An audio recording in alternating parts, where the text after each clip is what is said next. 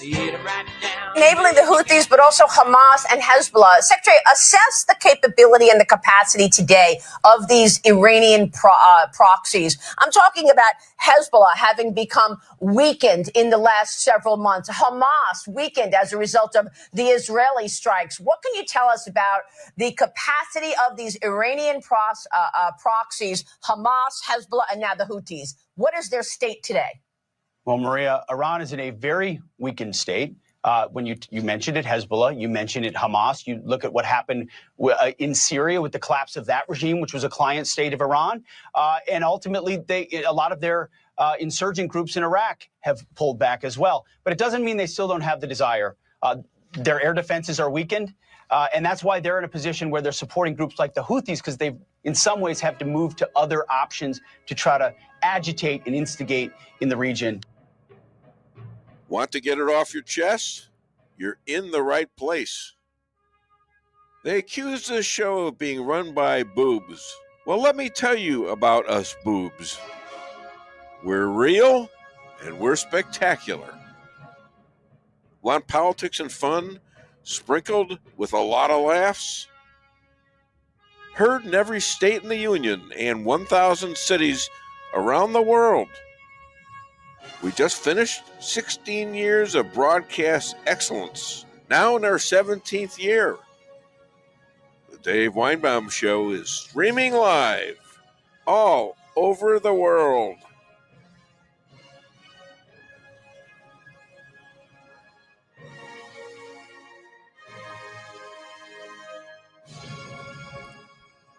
Here's why America sees Democrats as major hole diggers, not to be confused with minors.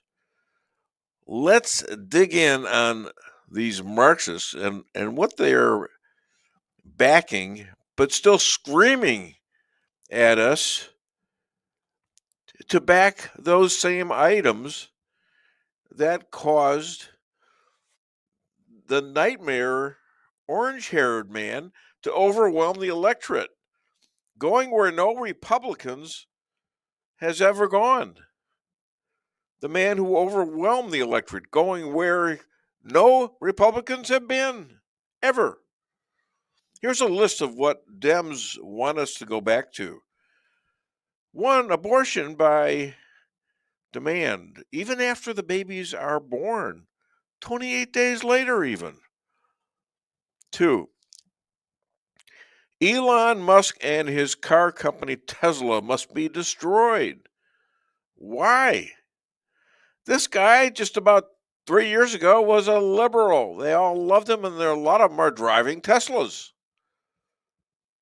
3, the continuation of NGOs. 4, every Jew in Israel, men, women, and children, must be murdered. 5, no rights for Jews to demonstrate at any venue, especially government-funded Ivy League schools. 6, replacement of the Black and Latino Americans with illegal aliens, many of whom are murdering and raping underage girls up through grandmas. 7, federal agencies used as a weapon to control, punish Catholics, Christians, Jews, political enemies. 8, trans men to dominate women and girls' sports. 9, DEI in all government and schools and industries, alleged to kill military enrollments. Pick people by race, not skill, possibly causing recent air disasters. 10, putting Ivy League presidents, professors, and others to include race and not intellect.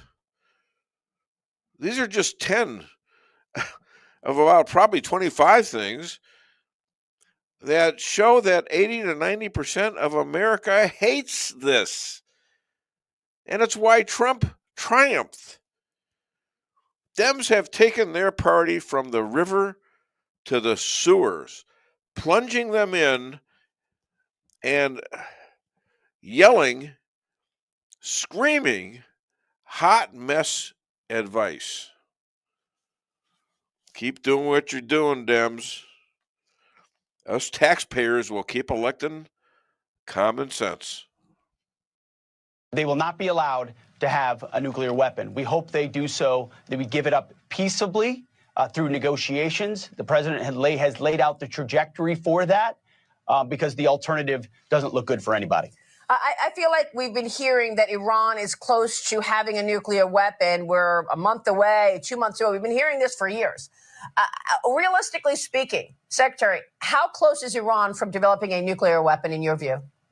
Well, that's something that's classified, something we guard very closely, we watch very closely, and that's why the president has such urgency on this, why he's leading on this. Nobody wants a military option as it pertains to Iran, so he is, through maximum pressure, just as he did in his first administration, maximum pressure, bankrupt the Iranians.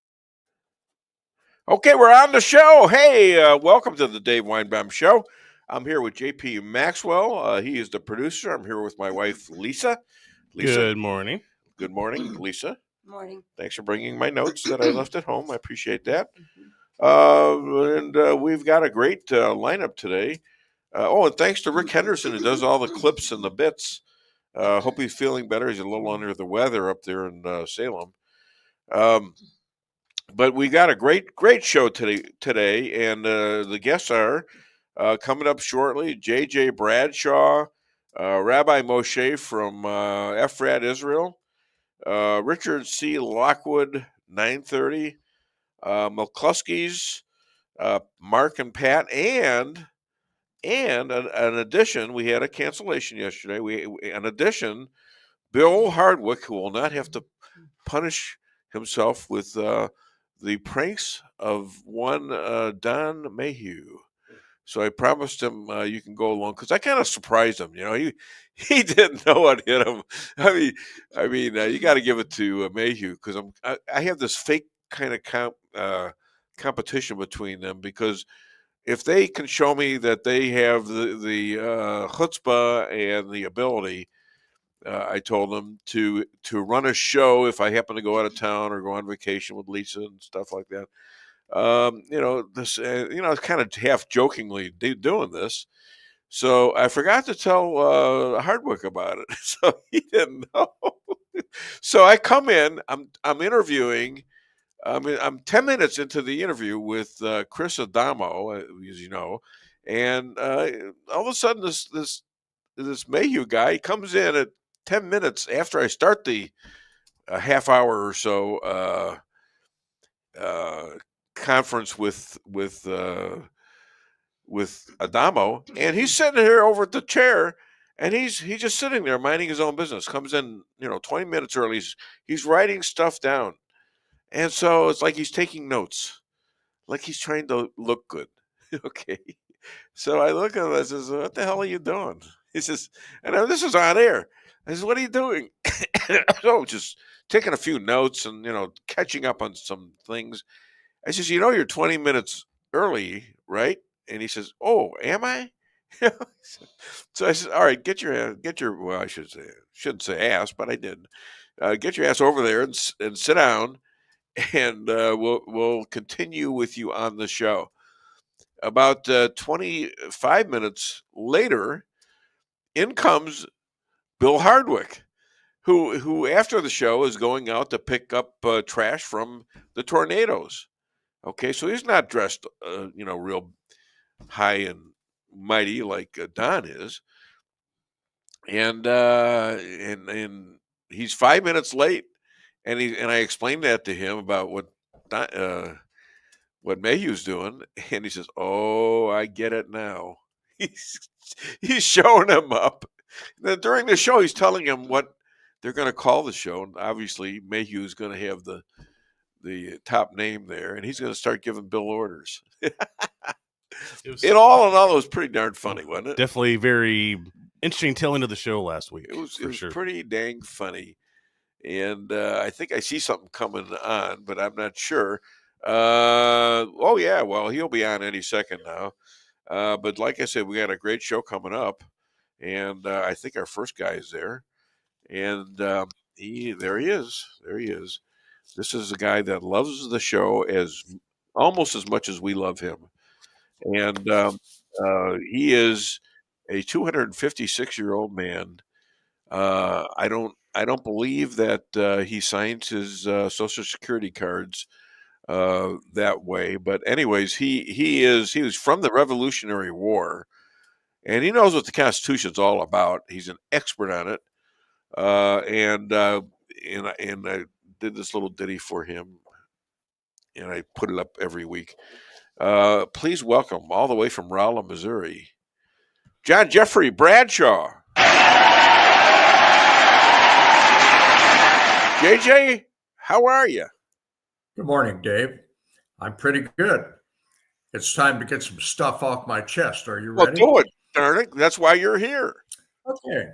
Let's start out with RFK, who's really made a splash lately. Yeah. He's going to lay off a bunch of folks at Department of Health and Human Services, about 25% of their workforce, in fact. Roughly 8,000 people, maybe as many as 10,000. Going to turn them from 28 divisions to 15. A savings of maybe $1.8 billion a year. FDA is going to lose 2,400 folks. Well, why is this of any importance to me? Well, over the years, I've looked at our federal government and seen so much bloat. So many people that have a job and a title in an office that really don't contribute much. And he's going in there with a chainsaw, very much like our friend Elon Musk has done with Doge. I think this is a good thing, although there is some chaos that's going to occur as a result of this, of course. Anytime you make any great big... There he goes. I don't know why we get that.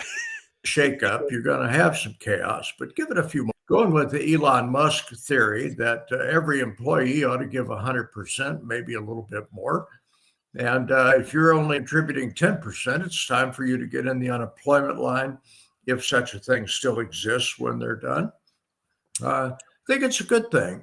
I think the tone of this new federal government is very much lean and mean, and I'm glad to see it. Well, let me just put a little commercial in there. But with all these people getting kicked out of their jobs, let me just mention this: McDonald's is hiring. We need that. Dave, you're looking for people to give 100%, and a lot of these folks are giving 5%. I know. Well, they don't get away with that here. I might guess that they would not last long in your organization. Yeah, you wouldn't last long. A personal aside, anyway. You might hire them, but I think they'd be leaving pretty soon. Your store managers would be saying, it's time for you to leave. You know what? I think once they understand what they got to do, I think they'd like it. You know? Yeah, pretty fast-paced stuff. I'll give it that. Appreciate that. Now, can we talk about Signal? Dave said, what the hell is Signal? Well, it's a little app that some folks in our national security enclave were using. It is, by the way, encrypted, but it's not the level of encrypted that we typically use in government stuff. Have received a little talk to by Donald Trump saying, don't do this anymore, not like that. Okay, this is the thing about the meeting, right? Yes. Yeah, it's all right. Face-to-face via video meeting. Or no, I'm sorry, text. But, they're making a big deal out of this. The Dems are howling. The network news is howling. Did they make Hillary Clinton's unauthorized server that was in the bathroom where she discussed classified stuff on an unclassified server? Is this the same level as that? I would suggest that this is not nearly the same level as that. And Hillary got a pass. In fact, some of the major news networks poo-pooed it, didn't even report it. Right. So let's put some perspective on this. The Democrats, the liberals, the far left, Marxists, are looking for any scrap they can get to make Donald Trump's executive branch look foolish. And they got a little snippet here. They got a little snippet. Was this a national security violation? Maybe. These people were acting in good faith, I'm sure. Well, I have a problem with one of them. That's Waltz.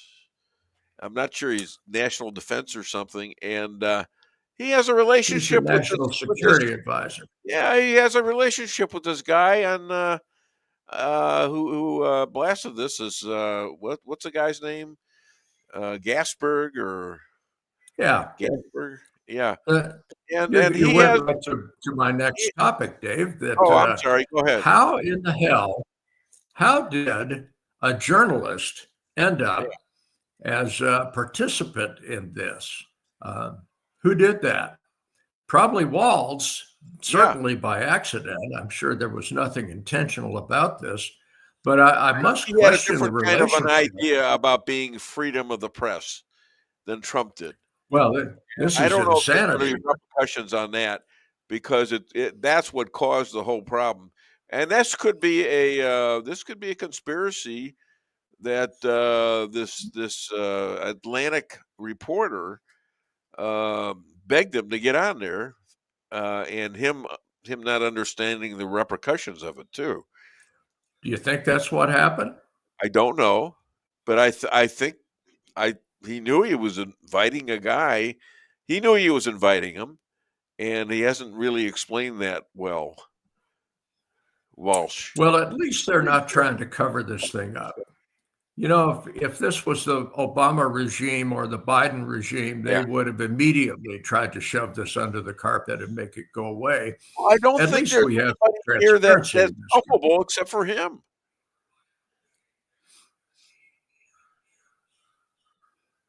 You there? Yep, I'm here. You were breaking up a little bit. Shall I go to my phone? It looks like we're having some connectivity issues. Your phone for the last couple of weeks has been in and out kind of thing, so I'm trying to pick my spots. Yeah, all right. Let me do a few keystrokes. We'll put this thing right. Yeah. The fact is, though, that... Well, now he's not even on. What the hell? All right. Well, get your tuckas back online, and we'll talk about whatever we can talk about here. Like I say, I got a lot of people coming on. I got a lot of notes. There's more lawfare. How we doing? I'm sorry. Go ahead. All right, I'm back. Did you change your shirt? Well, yeah, I try to wear a clean shirt. Why? No, it looks like it's more colorful than the one you were just wearing. Yeah, it's maybe because of my computer, but Tim Walz, there's some question about that. I must agree. Yeah. And I'm sure he's been given a talk to by Donald Trump. Yeah. One of those slap the back of your hands, don't do that again. But the Dems are really trying to make a big deal out of this. And the fact is, what these folks were discussing happened a matter of a few minutes later. So no damage done to any of our service people, but yeah, it'd be something I would be concerned about. Far as cuts go, did you happen to watch Catherine Mayer, who is the CEO of NPR? Yes. Talking to the Congress the other day? I did.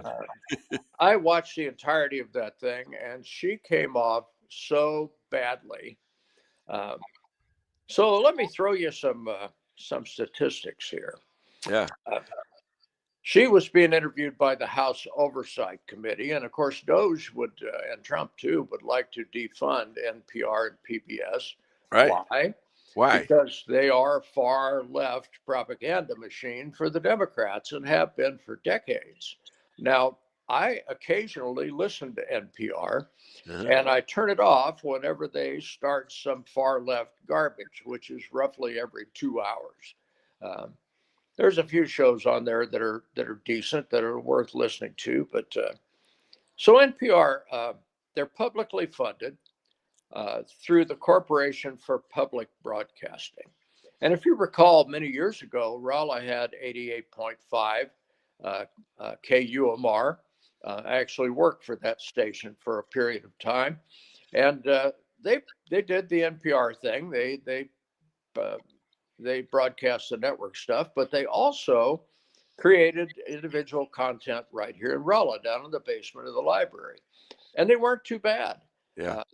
Now the network NPR stuff was still drooling liberals, but so Corporation for Public Broadcasting, NPR gets about 1%, maybe 2% of their $300 million annual budget from the U.S. taxpayer. And what Trump is suggesting is defund them. Yeah. Okay, they lose 1% or 2% of their gross income. Will that shut them down? I don't know. Maybe. It might change their content a little bit. But this lady, Catherine Mayer, came off badly. And there are 5 points that I will quickly mention here. November 2018, remember Donald Trump Jr.'s Russian collusion scandal? Yeah. NPR was the point of the spear on that. They really went after him. However, they refused to cover at all Hunter Biden's laptop. And to me, that was a far greater scandal and still is. They stopped airing COVID press briefings right in the middle of the COVID pandemic. No reason given for that. They downplayed the COVID lab leak. In fact, absolutely denied that actually happened. They claimed on the air that this was a virus from a wet market in Wuhan. Right. I think we know that that's not the case now. And they really tried to own Donald J. Trump with their fact checking. They relied on Politico for a lot of their fact checking, and Politico is about drooling far left as you can get. What interested me about this, I did a little research right after that congressional inquiry. NPR has got an editorial board that has 87 members. 87. There is not a single Republican on it. Yeah. Not a single Republican. Imagine that. Yes, isn't that difficult to Although believe? She did claim, well, some of them are kind of conservative. Remember that? Yeah, right. Which, if you're going to make that comparison, just call me a drooling liberal. How's that? That's just about the same thing. She came off badly on that, and I'm afraid NPR is hiding their head right now because they're faced with a 1 or 2% loss in their income. Will they survive with nothing but donations, without any government? I can't see it. I don't see it either. They're frankly not that popular. If you want to listen to drooling liberal stuff, that's the place you need to go. Well, and there's going to be some that are going to be loyal to it, and they're going to get some money out of it, but I don't think it's enough to where they're going to sacrifice their high-paying salaries right now. Yeah, I think they'll end up being cut back like Doge is cutting other things back. Sure. Another great scandal. The Democrats, they just keep on coming. The hits just keep on coming. It's amazing, isn't it? Jasmine Crockett. Yeah. Jasmine Crockett, Yes, Democrat from giving. Texas, yes, is a member of the Oversight Committee. And I'm sure you saw that clip the other day where she lambasted Governor Greg Abbott for being in a wheelchair. Yeah, and she may be in NFL pretty soon, not for long. I think she's going to be censured. Yeah. Not that censure is much of a big deal. These people have no shame, so take them off of their committee, and there's a lot of shame. Maybe. But I watched that clip, and I thought, how Texas is a pretty red state. How in the heck did this woman ever get elected? And beyond that, how has she managed to retain her position? This woman is a lunatic. And every time she opens her mouth, stupid stuff falls out and racist stuff falls out. Now she's beaten up the governor of Texas, who happens to be in a wheelchair and who's a very sharp guy. Oh, yeah. And to try to spank him in front of the committee, it just struck me as really in poor taste. And I wonder if it is cruel and disgusting. pretty much. Yeah. I guess we do it to a certain extent too, but that was really nasty. Well, And if you want to win elections, is that going to win you an election? Really? yeah, that's the way to not get elected. If there was a election 101, that would be the one to not get reelected. Exactly. Pretty amazing stuff to me, though. You rarely see these people pull the sheets down and see what they actually are. Yeah. And she has proved herself to be not much of a human being. Well, you know what? Democrats actually, as much as they don't understand that this is bad for them, they want this because they're screaming at the Republicans, and a lot of them think that's going to get them elected. Yeah. It may keep them with their hard left, but the rest of them have said this is disgusting, and they're either not voting or they're voting for people like Donald J. Trump. Yeah. So my advice to the Dems is let this lady continue to speak, encourage her to speak. Bring it. Bring it on, because she shows what fools there are in that party and what fools there are in the leadership of that party. It just amazes me that these folks would do this publicly. In private, of course, private conversations are just that, private. But to do that publicly, pretty bad. It's pretty bad. Yep. Let's talk about the Department of Education, maybe the soon to be gone Department of Education. There was $250 billion. That's 9 zeros, $250 billion of their budget in 2024, which, when I did the math, was a 749% increase since 2000. Wow. So we've been pouring money into this thing. And by the way, how are we doing grade-wise? It is the Congress that's pouring money into this, yet our test scores are near the bottom. There's a few South African countries that fare better than we do on test scores, or less than we do, but for the most part, we're in the bottom fifth. I heard we're the worst anywhere. No, I don't think that's quite right. Okay, that's what I heard. We're no place near the Chinese. If you want to take a look at education, the Chinese is about 6 or 7 or something like that. Their education, while there is indoctrination in it, is done well. They concentrate on science and mathematics, things that actually push our civilization forward. And we look at our education system, and we're graduating children that can't balance a freaking checkbook. Right. Now, come on. We're supposed to be better than that. And what galls me is we have poured all this money in there. By the way, Congress is the one that pours that money in, so their hands are dirty in this. And what the Department of Education has done is push DEI and white supremacy, white privilege, all this garbage that is dividing us. And of course, that's the way the Democrats operate. So this thing has become a politicized Democrat mouthpiece. And it disgusts me rather much. I'm so pleased that that outfit may vanish and that money be given to the states where it can be used in some useful way. Yep. Now we have school board elections coming up here, Dave, and I don't live in the city of Raleigh, but if I did, I would certainly vote for the most conservative folks I could find for that school board. And I think Raleigh's doing relatively well test score wise, certainly better than the national average, but frankly, we could do a whole lot better. Did you see who I had on the show last week? I did. Of course, I watch your show. Okay. So that's why I love you, man. He watches the show too. Well, yeah, you got to. I got to be able to keep up with you, and the only way to do that is to see what's coming out of your mouth. Oh, that's great. Thank you so much. It's a good thing. Yeah. Let's see. We're coming up on a break here pretty soon, so let me talk about Elise Stefanik for a moment. Talk about sleazy politics. I'm fixing to. Elise Stefanik was going to be our next UN ambassador.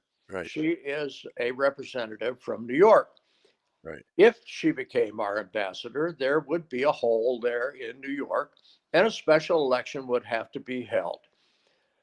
Kathy Hochul, who is the governor of New York, has been slow walking the special election. And one of her staffers said the other day, it may be next year before that election occurs. Well, now we're down one representative. There's already 4 vacancies in the House. She would be number 5. So the conservative numbers would decrease by 1. And Trump pulled her nomination. Stefanik says, that's great. I want to be where I can do the best job I can. Yeah. And right here He's a team player. Yeah. Right there. Yeah. Kathy Hochul, shame on you. You're a disgusting politician and probably a disgusting human being. Look at her state. Yeah, it's a disaster area. It's like LA. I mean, it's disaster. They were having all these illegal aliens staying at hotels, paying for them, paying for their food with what? New York tax money. And even Adams, I bet you Adams is going to turn into a Republican shortly. What do you think? I don't know. Maybe. He doesn't fit with the Democrats anymore. This is the black mayor of New York City.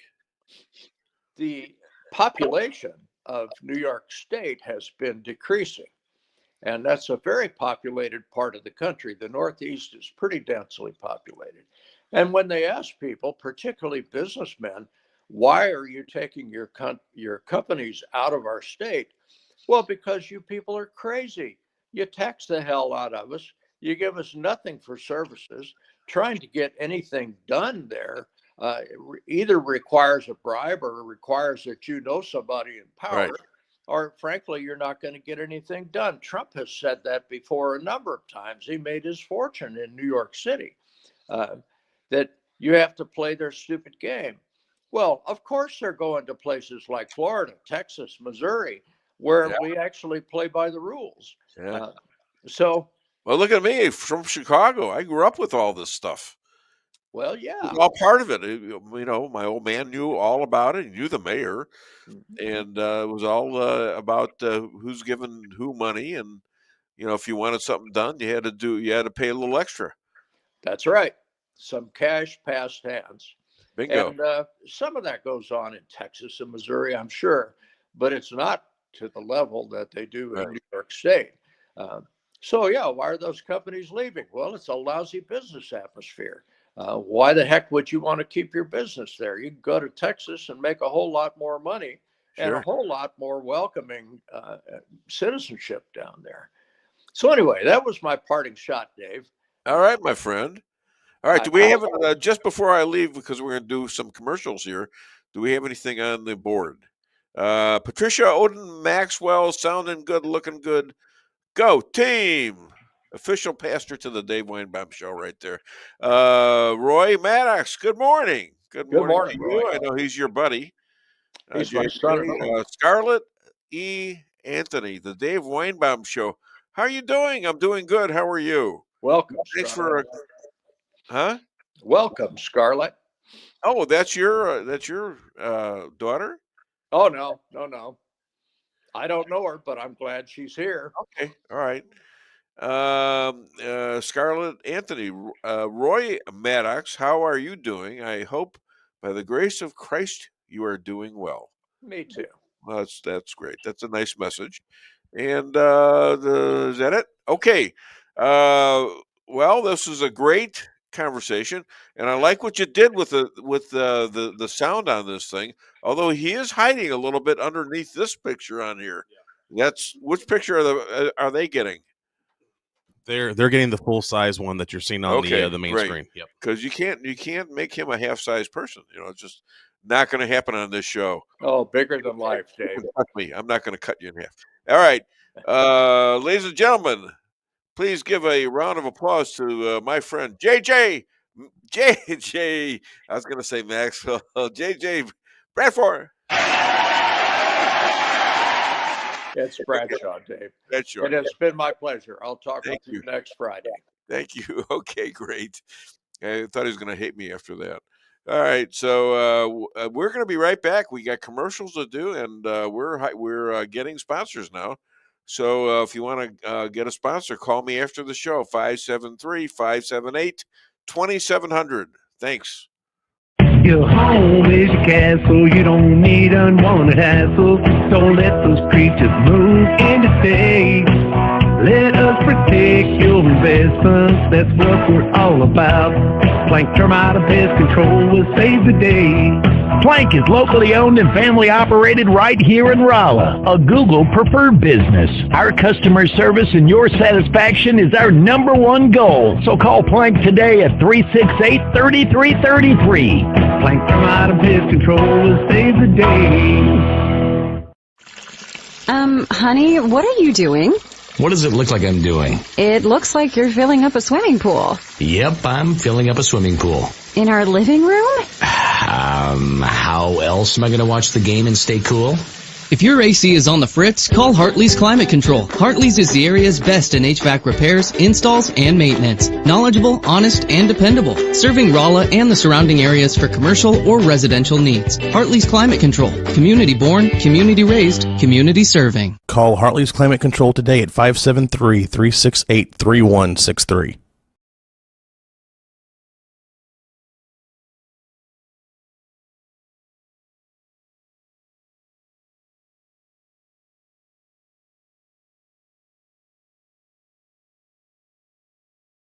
Three 426-5551 to make a reservation or order takeout. Locally owned, 1808 North Bishop, Rolla, Missouri. We can sum up McDonald's new crispy chicken sandwich in one word: crispy, but also juicy and tender. Okay, it's crispy, juicy, tender, all one word. But then also pickle. Oh, and potato bun, which is 2 words. Okay, we can't sum up our new crispy chicken sandwich in one word, so you'll just have to try it to understand it. Order ahead on the McDonald's app at participating McDonald's. Ba-da-ba-ba-ba.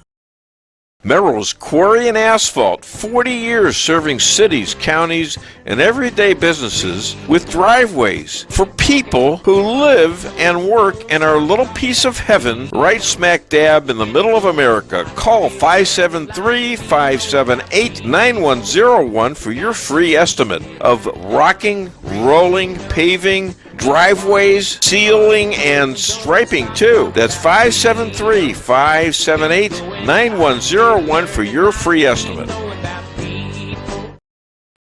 Your home is your castle. You don't need unwanted hassle. Don't let those creatures move in to stay. Let us protect your investments. That's what we're all about. Plank Termite and Pest Control will save the day. Plank is locally owned and family operated right here in Rolla, a Google preferred business. Our customer service and your satisfaction is our #1 goal. So call Plank today at 368-3333. Plank Termite and Pest Control will save the day. At your locally owned Price Chopper, our standards are high because we know yours are. See for yourself what an incredible fresh selection of grocery items we have in store. Talk to our expert meat associates about what you're looking for. They're happy to meet any special requests like custom cuts, or see our expert produce associates on how to pick out the best fruits and vegetables. Quality in the deli means fresh, full flavor, and always delicious. If you're craving fresh baked goodness, we have that too. You can expect the best selection and the best value while interacting with our friendly and knowledgeable employees. You can find what you're looking for fast and easily at the best prices at Price Chopper. Fresh savings every day.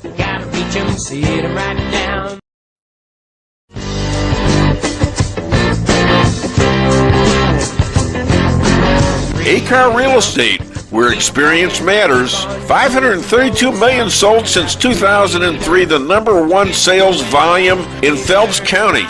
As a client for decades, I can say they are the best in mid-Missouri. Call 573-368-7355. That's 573-368-7355 for the best real estate experience you'll ever have.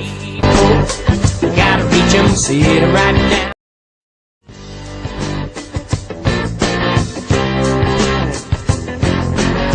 Insurance going up like crazy. Daniel and Henry Insurance is one of the largest private insurance companies in the world. Richard Boyette, 314-444-5011. He's my guy at Daniel and Henry for 10 years. Business or personal, call Richard at 314-444-5011. He's the best. Maybe it's for a kitchen you've always wanted. Maybe it's just to have a little extra room. Whatever the reason you're considering a new home loan, it's good to know that Town & Country Bank will guide you in the right direction. Our experienced local lenders are here to help you with a new home construction, remodeling projects, and fixed and adjustable rate home loans. You can even start the process online by clicking Online Mortgage Center at tcbanks.com. Smart, friendly solutions. Town & Country Bank. Member FDIC, Equal Housing Lender. Okay, we're back on the show. Wartime Rabbi raises money for housing widows and children of fallen IDF heroes. He is the second most powerful in Israel and in his own house, as attested to by his wife Yonit. And his friend is Ron Dermer, who he can explain later, the author of, what's the book? Rabbi, what's the book? Secrets of the Hebrew Bible. There you go. Rabbi Moshe Rothschild, calling all the way from Efrat, Israel. Rabbi, how are you? I'm doing good. Good. Just got back to Israel yesterday. So a picture shows a celebration in Gaza with vehicles toting dead and dying Jewish men, women, and children as they are beating them while they're dead and killed by Hamas and some UN workers as well. And who knows who else? So these are the same people now that want to want to get rid of Hamas. Is that right? Right. I mean, we've known all along that this is basically a death cult, and their willingness or almost preference to die over living is just that's the society of creating this death cult. And we don't know who we can trust, whether they do actually want to get rid of Hamas or it's just a ploy. But what evidence do you have, other than the fact that you do have Muslims living in Israel who like Israel more than they like Hamas? I mean, how do you explain that there are a lot of, maybe not a lot of, but there's a percentage of Muslims that do want to get along with Jews? Oh, I didn't say Islam is a death cult. I'm saying in Gaza, they've created a death cult. Well, they use it as a death. They use Islam as an excuse to kill Jews. Exactly, that's what they do, and they try to. They literally bring up the kids since they're infants, born into this death cult of hating and willingness to die a martyr's death, as they call it. And it's a whole generation that it's impossible to really to believe that we can have peace with them. I think it's impossible. So why did you keep on signing them up for 20 years? Ceasefire and then attack from them. New attack a little bit back and then another ceasefire. 20 of those, 17 days over 20 years. My answer is why did you elect Obama and then elected him again and then elected Biden? It wasn't me. I'm saying you had 12 straight years. The most important person in Israel. I'm saying you had 12 straight years of a very weak and. Were you telling people, hey, we can't stop doing this. We can't keep doing this. It's gonna. No, what I'm saying is Israel, unfortunately, can only do what the United States government allows it to do. The United States government is the policeman of the world. And therefore, when you have 12 years of the U.S. government sympathetic towards Iran, sympathetic towards those who hate Israel, and allowing that to take root, Israel can't fight the United States. So at some point, all Israel can do, all Netanyahu can do, is to manage them. Had even Netanyahu done what he's doing now, and Biden was still president, they would have cut us off. They would have cut off all military aid to Israel. If we stopped humanitarian aid like we're doing now, Trump is the best friend we've had. So Israel can only do what the United States, quote unquote, allows us to do. And as pathetic as that sounds, but that is unfortunately the political reality. Well, let's talk about miracles. Yeah.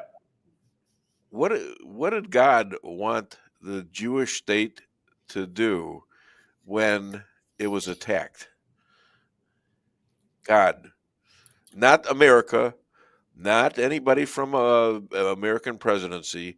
Did he say, well, don't fight back if you can't get the right weapons? No, look, the Bible speaks of justice. It's not only kindness, but there's a concept called justice. But again, you have to live within a reality. Well, if you lived in reality, I don't think you'd have a state right now. I don't think it would be, because you had to have a lot of trust in God to go back after the Holocaust in the way you did, and the battles against 5-6 different Arab countries was a miracle, don't you think? Right, that's for sure. Our first prime minister, he remarked, David Ben-Gurion, that he said to be a realist in Israel, that you have to believe in miracles. Okay. However, how many miracles were there in this past war? When everybody decided we're not going to take this, we're going to kill you until you stop and you make good what you did. Right. And that's the way it is right now. I love it. Right. There is a difference between believing in miracles and relying on miracles. Right. You don't just say, put down your weapons and say, okay, a miracle is going to happen. I don't need to fight. A person needs to do everything within natural means, and then miracles occur. Well, you need to have the concept of what God wants, and you have to measure the battle, but you have to trust in God, don't you? I mean, you have to go the extra step and pray that He'll help you, and I think He does that. I don't know. I mean, logic is one thing, but 100%. God is not logical. He's the king of it all. Yeah, 100%. Okay, all right. So now Israel is back to war because Hamas won't deliver the hostages, dead or alive. So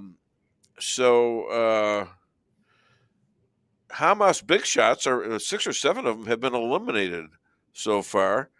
And now they're coming back, or is it the Hamas coming back, or is it the people in Gaza saying, "Save us"? Right. So it's actually more than 6. We've eliminated more than 10. Wow! I think during the ceasefire, Israel clearly had been gathering intelligence. Smart move. Hamas has said they're not going to install a new prime minister. They just decided that's it. But there were rallies, a whole bunch of them, from in the Gaza Strip, saying we want to get rid of Hamas, we want peace, we want to get rid of these terrorists and so on.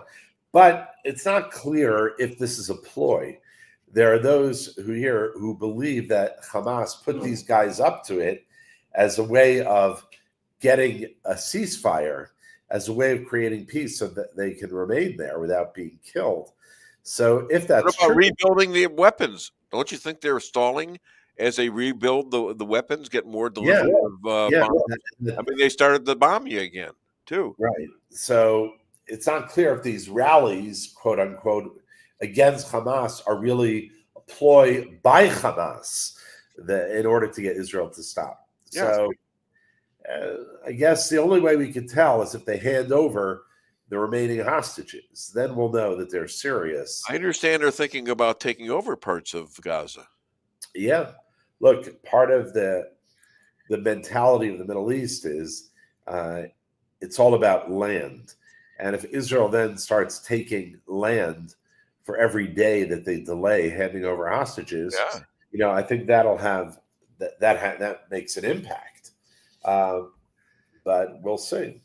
I think we need to start moving them out of there. I think we need to open the borders and find a country that will take them, and just let's move on to the next phase. Let's get them out of there.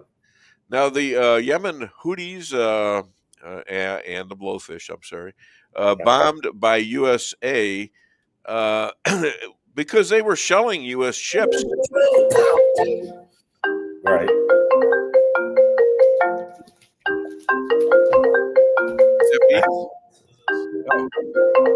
Is that the Prime Minister? Is he calling? No. Probably needs some advice. Or maybe he wants to get that idiot off. So Yemen, the Houthis, they bombed the ships, and now we're bombing them back under Trump. Right. And that's not. They're getting nailed, aren't they? Yeah, like as we know, no different in Gaza. They're just willing to kill and destroy their own nations, their own people. Yeah. And it's totally illogical. Like they're 1,000 miles away. Like why are they getting involved? It's no logic to it. Yeah. So Shin Bet, the head of the intel for Israel, a guy named Bar, he's being replaced. Are you going for the job or? No. I nominated you. I said no, you're much more intelligent than I am. This is intelligence, and you're much younger than I am. Come on. Still. So what's happening there, and why is he being released? So Ronan Bar was, we're talking about someone that he actually originally said he was going to resign. He, as the head of a security agency in Israel, is for sure one of the guys who's responsible for 9/11 and October 7th, and he accepted responsibility for that. And the question is, why hasn't he resigned yet? So basically, Netanyahu told him it's time to go. And what's interesting is that now the left wing, they oppose that. Meaning all along they're calling for his resignation. And then when Netanyahu fires him, now they oppose it because they hate Netanyahu. So the whole thing is really okay. Sounds a little bit like America. But if this guy acknowledged failure in October the 7th of 2023, then one would think that you would have gotten rid of him then. Yeah, and the left wing's been calling for his head, and finally Netanyahu said, "Okay, time for him to go." Then, since it was Netanyahu that fired him, of course, they're going to oppose. I get that. So, U.S. colleges are shrinking because of the anti-Semitic stuff. $400 million of government supplement to places like Colombia, confiscated by the U.S. If they didn't stop wearing, they got to stop wearing masks and let security be there when they're demonstrating. Yeah, look, these are some just basic things, like the Constitution allows for demonstration and so on, but it doesn't allow for armed, masked revolution, which is what these are. These are not protests, peaceful protests, or taking over buildings taking over public spaces without permission, 10 cities, violence, and it's about time. And how about keeping Jews away from going to school? Yeah, exactly. This is not what this is not protected speech under the Constitution. Right. They're river to the sea. What does that mean to you? Yeah. Look, I think Marco Rubio is doing a great job here. He's doing a very good job. And now you got these idiot judges, and this judge, what's his name? Bosberg. He's the judge that he's done a lot of stuff. Yeah. And we're going to be talking about him with my other people. I got lawyers coming on, a lot of lawyers. I got 3 lawyers coming on later. All right, Mike Huckabee, new ambassador to Israel. Your thoughts? Yeah, it's the first time we've had a non-Jewish ambassador in 20 years. But Mike Huckabee, I think he's going to do a great job. He's, did a great job as governor in Arkansas, and I think he has a very big heart for Israel, and he has a good vision. And I've met him; I've heard him speak.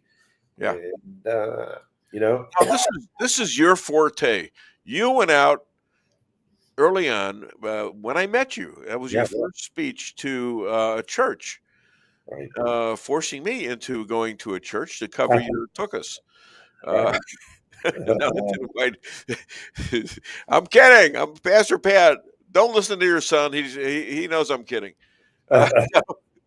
So Pastor Pat, who is the official pastor to the Dave Weinbaum Show, as you are the official rabbi to the show. So there's everything here is tied into Christians. Everything in this show really is tied into Christians as well, because you were the original guy to go out there and say, hey, we don't have that much difference.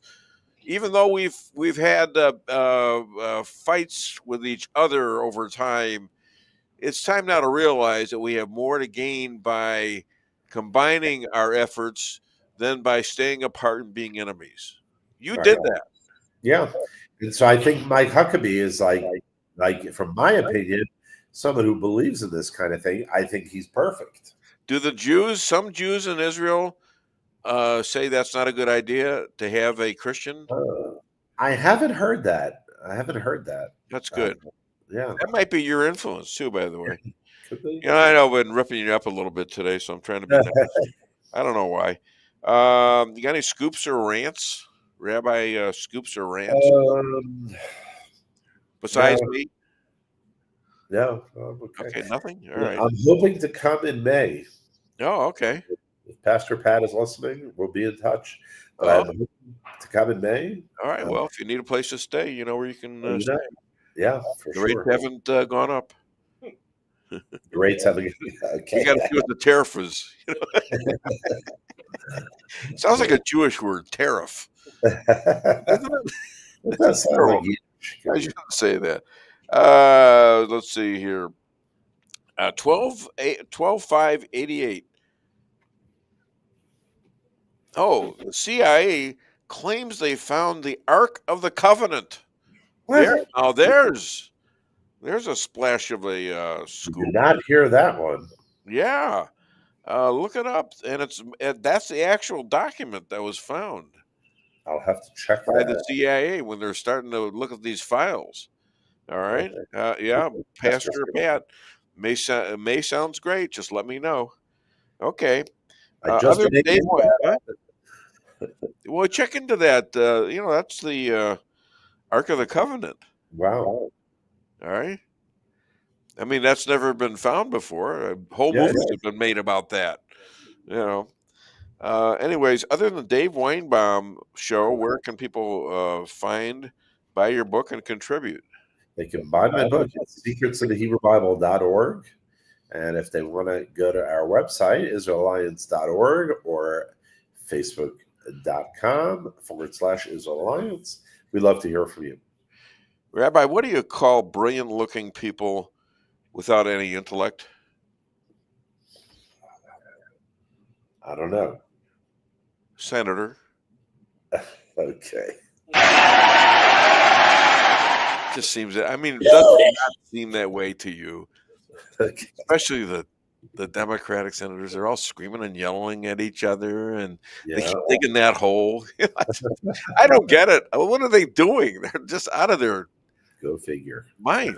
All right, Rabbi. Shabbat shalom, my friend. Thanks, How do you Dave. meet the kid? So pleased to be the official pastor of your show, Dave. Are you impressed at all, being as powerful as you are, to be the official rabbi of this show? Yeah, but big deal.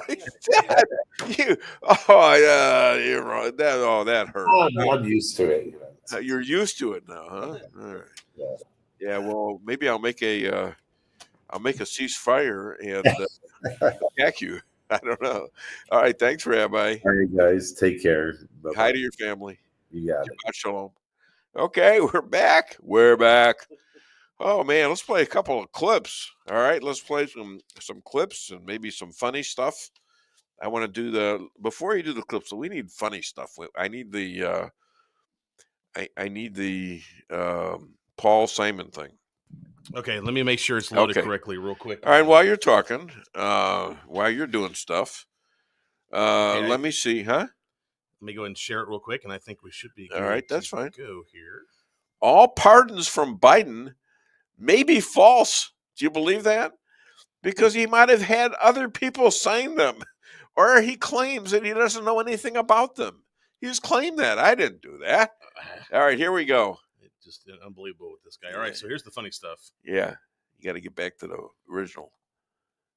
I remember one night many years ago, Paul called me. It was in the evening, and he said, "Steve, I'm so excited. I've just finished a new song, and I just have to tell somebody." And I said, "Oh, great. What's the title?" And he said, 47 Ways to Leave Your Lover. And I said, "Paul, what if it were 50? 50 ways to leave your lover."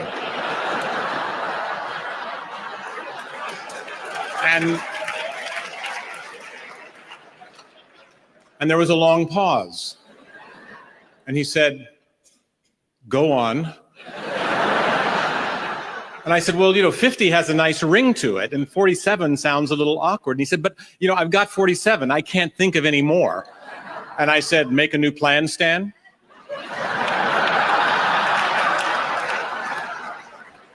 And he said, 48. I said, "Don't need to be coy, Roy. Drop off the key, Lee." He said, "Okay, 50, great. Hey, thanks. And I'm sorry if I interrupted anything." I said, "Don't worry, I was just here cooking a chicken." And he said, "Oh, really? How are you preparing it?" And I said, "Parsley, sage, rosemary, and thyme." And now look it up. It's just yeah. So we're back. I want to do a couple of clips. The next one that we have is 6 and 7, last 7 and 8. Yeah. What the hell was that? That was the next video. Was that a revolution?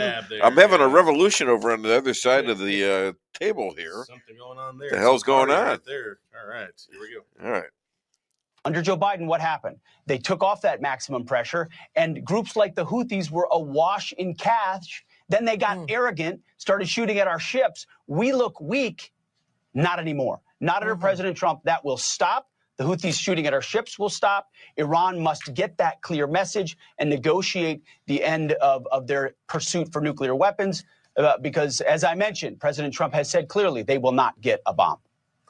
And I know that the Department of Defense sent a letter to the Chairman Rogers, recently about this 8% budget relook that you have called for, Secretary. And I want to get your take on that because President Trump was very clear with me last week. He is not cutting defense spending. Here's the president with me last week right here.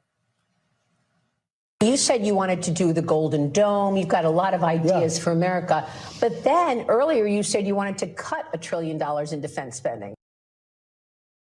Which is it? Are you cutting defense spending or are you building us up? I never said defense spending. Okay, because I think you were talking about denuclearization. Correct. And that's where the cutting of the spending came in. I never said cut. No, it's not in these days. I'd love to cut defense spending, but not now. Because you have China, you have Russia, you have a lot of problems out there.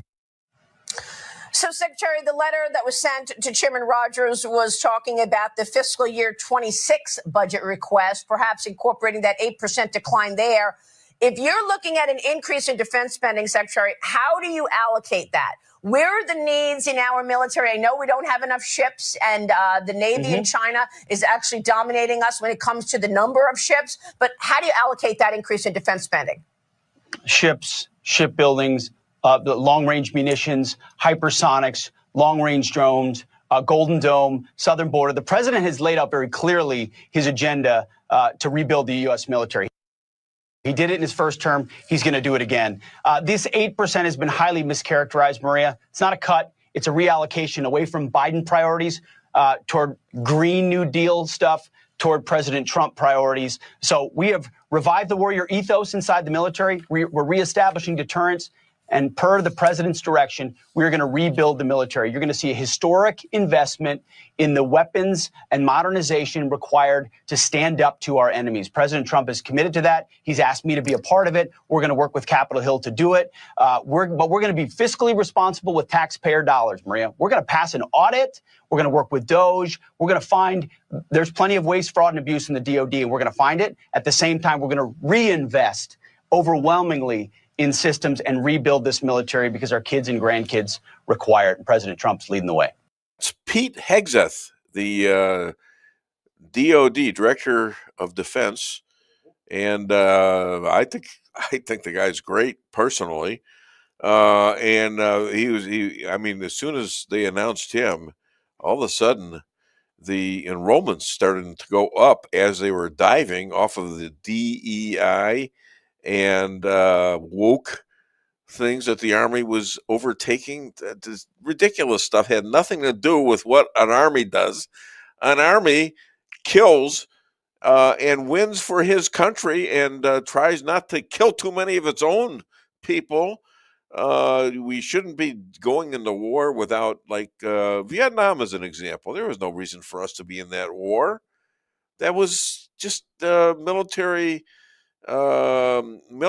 complex kind of stuff that Eisenhower identified as the next big problem in the 50s. So is California turning red? I mean, under Newsom, I mean, they're beginning to see that. I think Trump got a lot more votes than he expected there, and I think there's maybe some viability of some more people going to win in California. You know, maybe some people from the House, maybe a few senators, and maybe setting it up for possibly a president to actually do it. I mean, Ronald Reagan did it, you know. So and all he was called by the left was a dumb actor.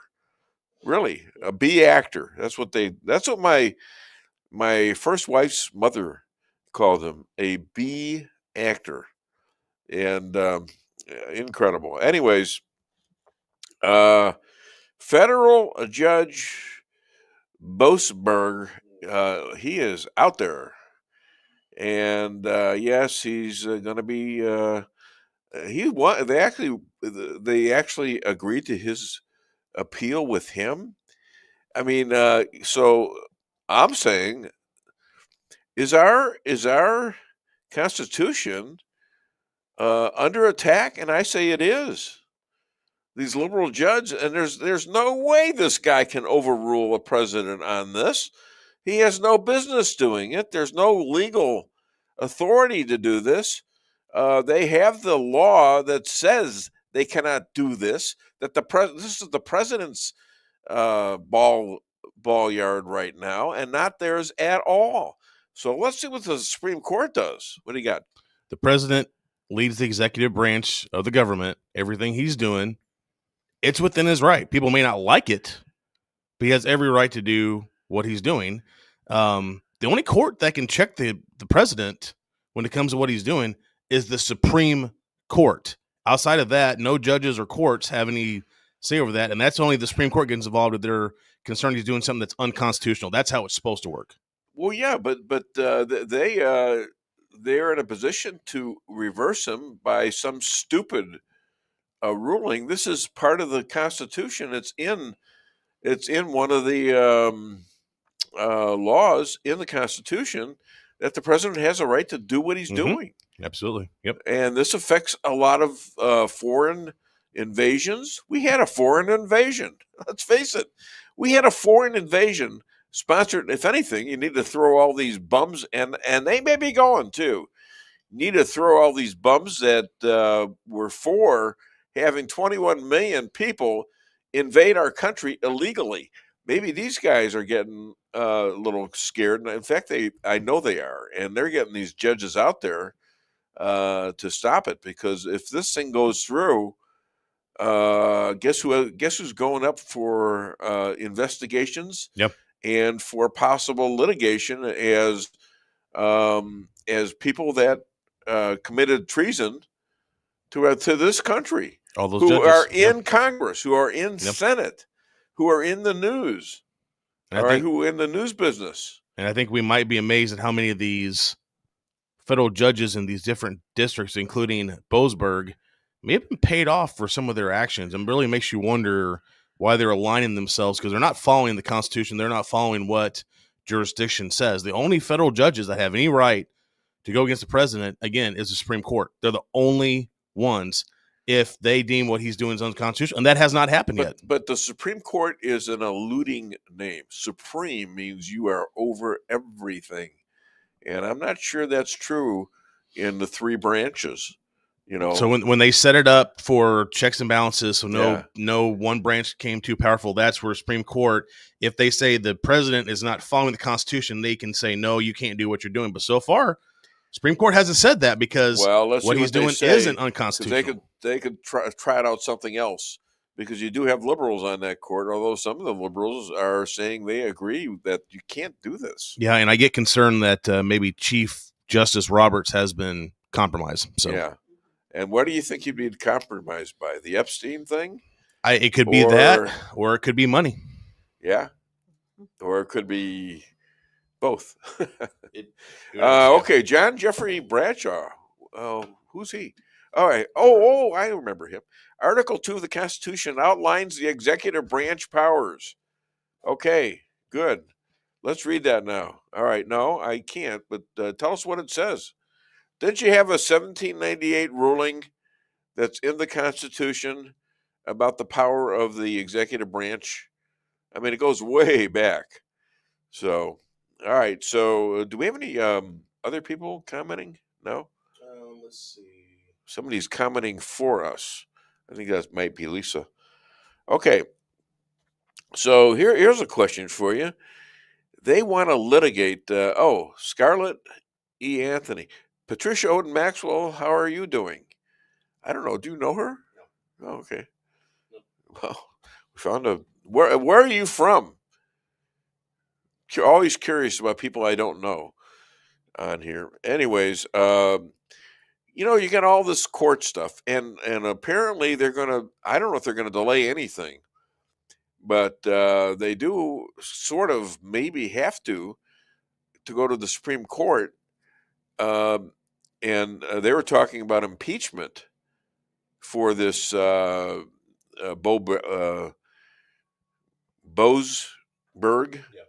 And the Supreme Court, Roberts got out there and says, no, you shouldn't do that ever with the Supreme Court. Well, okay. Why did you say that about the presidency then? So anyways, I'm thinking Trump 28.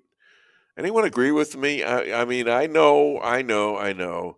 It does not fall into the let's say maybe the legal aspect of it. However, let me remind you, FDR, in a very, very sick FDR, was given a third term during a war, wasn't he? I believe he served, actually, I think it was on his fourth term whenever he passed. If I remember correctly, when Truman took over. I thought it was a third term. I'd have to go back and look. No, I think that was before they amended the Constitution and limited presidential terms. But technically what could happen, and this would be legal, because they were talking about this with Obama back when the Democrats were running everything in the White House, is that technically Trump could be a VP choice for somebody else they win, and then the presidential choice steps down. Therefore, vice president rises up, and technically you have a Trump third term. Even though he wasn't elected as the president, he's the VP.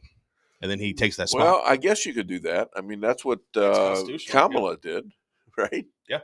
And technically, Obama could have ran twice as a VP for somebody. Yeah, but that's never happened, has it? Not to my knowledge. I think you'd have a lot of trouble with that one because they could say that's a deception of the original thought and original writings of the Constitution. But it's not against Constitution. That doesn't limit that somebody can only run and win twice as either a president or VP. It just says as president. Technically, they can run as a VP after that. That's not against Constitution. All right, that's a good question. So, anyone out there know the answer to that? Anyone? Okay. Well, Patricia Oden Maxwell, I agree with you, Dave, about President Trump for 28. God can do these kinds of miracles. I'm for it. Okay, that's the last word right there. If God can do it. And I'm trying to convey that to the rabbi too, and I understand his point. You don't, just pray and say, okay, I'm going to do this. Although sometimes, you got to take a risk. What kind of a risk did David take when he was just a little kid against Goliath, who was like, 8 feet tall or something like that, going out without any armor or anything, without any apparent weapons except for a little bag and a couple of rocks? What were the odds on that? No, I don't think he would have been the betting odds favorite. We'll put it that way. Yeah, exactly. That happened in today's terms. Exactly. So, he would have been another dead Jew. But he had been fighting off, lions and a whole bunch of other animals to protect his flock in the field with nothing but his bare hands. And it actually says in the Bible, if you read that story, he didn't put the rocks in his sling and then go. He ran toward Goliath, and then as he was running, he put the rock in the sling and then slung it at him. So he ran to the battle even though his weapon wasn't even ready yet, because he was that sure of himself that God was going to protect him and he was going to deliver Goliath into his hands. So okay. Yeah. I mean, I don't know. I mean, it's like too many people back away and they quit because they don't see any way. Yeah. I have a quote about it. Victories often occur when you see no way to succeed, but refuse to give up anyway. Okay, so how does that happen? It happens because you know what? You're either tired of losing, or you say, you know what? I'm going through with this thing one way or the other, and you do it, and you find out that you have maybe some hidden power that maybe God has granted you, and maybe you ought to try using instead of quitting, instead of giving up. And I've learned from that, and that's why I write about that kind of stuff. So in a different story, one of my the devotion I read just this week, one of the mornings, it focused on Esther in the Old Testament and how Jewish girl who was picked by the king to be his next wife, and this guy, his right-hand man, didn't like Esther's cousin Mordecai, who she had brought with him into the palace, found out he was Jewish. So he said, hey, we got to make a rule that all Jewish people, we kill them. He wanted to annihilate the entire Jewish race. And the king says, okay, go and declare it. Let's do it. And not knowing his own future wife was Jewish. She could have stayed behind and just not revealed who she was and saved herself. Instead, she was very strong, came forward to the king and said, hey, I'm Jewish. You're getting ready to kill. By your declaration, I'm going to have to be killed along with all my people. Don't do this. The king's heart was softened, and instead, he not only gets rid of the decree, but the guy, his right-hand man that did that, he has him killed and puts Mordecai in his place. Okay. So it's just incredible how things can... And we celebrate that. It's a holiday. I think it's a Purim holiday, isn't it? Yeah. I'd have to ask Rabbi. I'm not sure. Rabbi, call me back. I'm sure he's listening. No, he's not. I mean, it's like, it's Sabbath right now for in Israel because it's later there. Anyways, let's see. What else do we got? Let's do a little humor. How about Carlin? What do you got for Carlin? Did you ever look at your watch and then you don't know what time it is? And you have to look again and you still don't know the time. So you look a third time and somebody says, what time is it? You say, I don't know. Do you ever notice how sometimes all day Wednesday, you keep thinking it's Thursday? And it happens over and over all day long. And then the next day, you're all right again. Less than one family out of 7 in the Soviet Union owns an automobile. Most of the automobiles are driven by the bureaucrats. So an order went out one day to the police that anyone caught speeding, anyone, no matter who, gets a ticket. Well, Gorbachev came out of his country home, his dacha. He was late getting to the Kremlin. There was his limousine and driver waiting. He told the driver to get in the back seat, he'd drive it. Down the road he went. They passed 2 motorcycle cops. One took out after him. And pretty soon he's back with his buddy. And his buddy says, well, did you give him a ticket? And he said, no. Well, he said, why not? Oh, he said, it's too important. Well, he said, we're told to give anybody a ticket, no matter who it is. Oh, he said, no, this one was I could. Well, he said, who was it? He said, I couldn't recognize him. But his driver was Gorbachev. Okay, well, we've got our next guest possibly getting ready, and I might take him. Oh, I think I will. All right, can you hear me? I can. I can hear you. Well, Hey. dang. All right, a good thing. This time we don't have to go through all the machinations of trying to figure out how we're going to contact you. So, this is Richard C. Lockwood. His great grandfather wrote 3 books about Baron Trump in the 1890s. Imagine that. Tying into space travel, Abe Lincoln, our past, our future. Please welcome UFO expert to the Dave Weinbaum Show, Richard C. Lockwood. Now,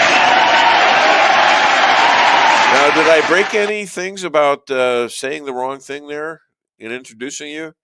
No, I think you were right on target. Okay, good, great. So, do we want to play the first one of these? We got a little clip for you. Sure. All right, we're gonna make sure it looks up. While is it? I'm gonna do an advertisement real quick. So Okay, that's fine. How long does planet Earth have? Is our earthly demise going to be natural or nuclear war or any combination of those things? Well, first of all, our sun won't always be there. How do you know that?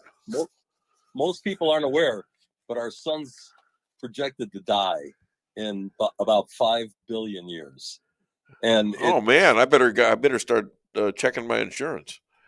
it'll turn into what astronomers call a red giant. And it'll get so big that it will disintegrate Mercury, Venus, and our Earth. So, Earth is finite for sure. Wow. So is this is this going to be like this is living universal kind of thing, right? That this has always been happening all this time, correct? Correct. This is something that happens to all stars. Our sun is a star, and all stars burn out eventually. Wow. So I noticed you didn't mention Mars. Mars will still be there. Mars will still be there. And who wants to go to Mars? Well, hey, would you like me to talk a little bit about that? No, just hold on a second. We're gonna use that as we're gonna play you this a little bit here. Okay, hit it.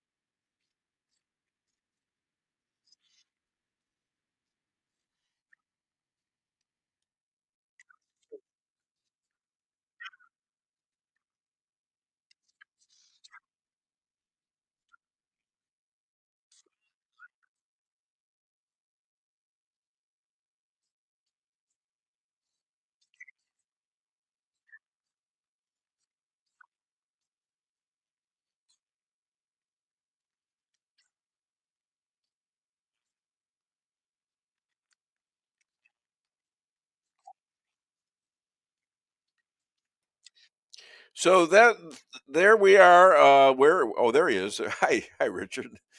You got lost in a maze there for a minute. No. So you heard that, and I asked you a question about when and if Earth was going to have its demise, and you had answered that. So, what do you think about that clip? Those clips we just gave you. Well, I think that President Trump knows much more about UFOs, and they call them UAPs, than he wants to let on right now because of national security reasons. You know, he is a patriot. Yes. And America first all the way. Yes. And I don't want you to think for a moment that I don't have a Trump hat like yours. I got one like that in the car. But the problem with that is, you know what? When I put it on, I look very dark and evil. And my wife knows I'm not dark and evil. Don't you? Don't answer that. No, Okay. no comment today.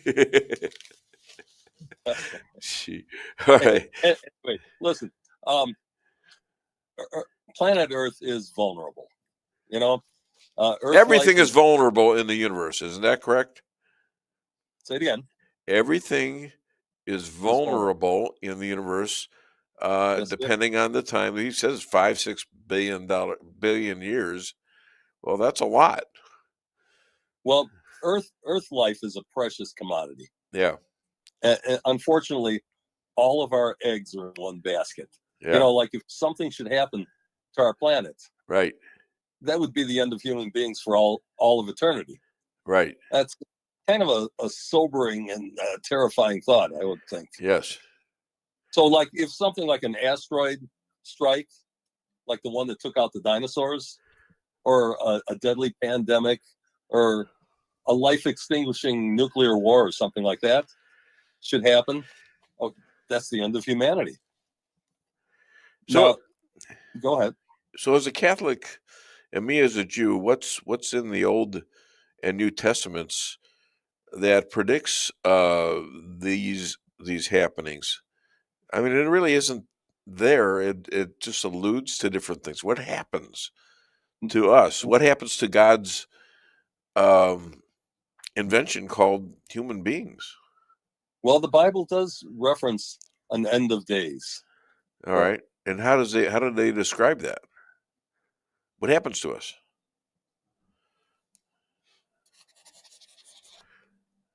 You're out. What happened? Can't hear you. Is your phone still connected, or did you turn me off? We lost the signal. Call back. He called back. There he is. Yes. What happened? Yes, we are. Can you hear me? I can. Okay, good. Good. I thought you were dodging the question. You know, what happens? No, not at all. Not at all. You know, Okay. the last time I was on your show, I told you that Elon Musk had traveled into the future. He did? He did. Okay, I don't remember that. I learned about Elon from several scientists. Yeah. Who've worked on government time travel projects with him. I'm friends with these people, and by now it should be evident that the Musk technology is far more advanced than anything we've got. Oh, yeah. You know? And you're saying that Trump doesn't want to give away the secrets to our enemies. No, in regards to UFOs and extraterrestrial life, that type of thing. Yeah. No, he's gonna hold those cards close to his vest. Well, let's go back to Nikola Tesla, who by the way happens to be the namesake of the company that Musk is trying to save from the Democrats right now. Yeah. And find out what did he take all this information from Tesla, and then how did he find a way to time travel? And what is time travel exactly? Okay, time travel is being able to project into the future, or into the past. Time, if you can imagine this, time exists in the present, future, and past, all at the same time, simultaneously. I can't understand that. No. And so God, from where he sits, so if you want to bring in religion, he's the Alpha and the Omega, the beginning and the end. Yeah. And from where he sits, he sees the entire scope of time right before him. And so what we think of as the future, he's just looking at as a reality. Well, he's already said the beginning. He's already seen that. And he's the Omega. Okay, yeah. So he knows what's going to happen. He knows what's going to happen. So, he can see it. But has he told us exactly what is going to happen, and will he? Well, let's focus in on Musk for a bit here. Okay. Before going into God. God's a much more complicated topic. Okay. But from what I've heard, Musk knows about a cataclysmic event that's going to happen to our planet. They told me that Elon is really disturbed about it, and I guess we all should be, because a cataclysmic event of the kind that he predicts will extinguish life on Earth. Okay, so, how did he find out? Did he time travel? By actually going into the future. How far in the future did he have to go for that? Not that far. I believe a couple hundred years. And wow. That's the reason that Musk is pushing to create a colony on Mars right now. Okay. He knows that a human colony on Mars is crucial. It's going to let a portion of humanity survive that upcoming event. Okay. And he's also thinking of himself. He wants Mars to be an escape route for himself and his family. Right. So that, it's not all selfless. There are other places, though, that he can go to. There are other planets, probably some planets, maybe not all, but a lot of planets that are built like Earth. So we might become travelers, time travelers, just to survive. Is that correct? Okay. Well, let me finish this thought here. Go ahead. Since he's been to the future, Musk knows that Mars will become the next home for human beings. He's seen with his own eyes thriving Martian cities, and he knows that Mars will be terraformed into a lush green paradise, virtually, that human beings can comfortably live in. Wow. And for those who've never heard about terraforming, it's the process of modifying atmosphere, temperature, the surface of a planet. It's like ecology, to make it similar to Earth. How's that done? If you want to learn more about that, Carl Sagan wrote about it. Sagan, all right. And I'm somewhat familiar with him, but he's a scientist, is what he is. He was a scientist, right? Rest his soul. But he wrote an article about terraforming in a publication called Icarus. And you can reference that, and he goes through the process. So Elon went to time traveled evidently over Mars at some point, and he saw what did his, obviously he wasn't doing that in an old car, was he? Like in Back to the Future. No. There was some kind of a instrument that he was flying in, though. What was it? It's continued Tesla technology that the government has continued. Okay. It was handed to them by John Trump. Interesting. who was the recipient of all of Tesla technology. Who happens to be Donald Trump's uncle. Donald Trump's uncle. Who has referred to him on more than one occasion recently. Yes, indeed. Not only that, he calls him Doc. And that relates to Back to the Future. Doc in Back to the Future. Why has nobody... Now, you're not the only guy that does this, who knows this. You're basically a musician, right? I am. Yeah. And suddenly you got into this because you've known about it for a long time because your family's involved in this. And That's your true. great-grandfather writing the books about Baron Trump back in 1890s. That's crazy. I mean, I don't understand. I mean, it's not just Baron Trump. It's Baron Trump in Manhattan in a high rise. Yeah, and then it's Baron Trump boring through the earth. You ever hear of the Boring Company? Yes, Who owns that? Ingersoll Lockwood was an amazing guy. Yeah. He was a lawyer, and he was appointed by President Lincoln to be the ambassador to Germany. When he came back from his ambassadorship, Lincoln had been already assassinated, and he began to write his series of little Baron Trump books. Where did he get this idea from? Well, in Germany, he made contact with Trump's grandfather, Frederick. All right. That's a whole nother story. I thought that was his father, Frederick. Yeah. Is it Frederick II? Second, right. Yeah, all right. So, well, what did he know? What did Trump's grandfather know about this? He knew a lot. How? Because he was told. He was told.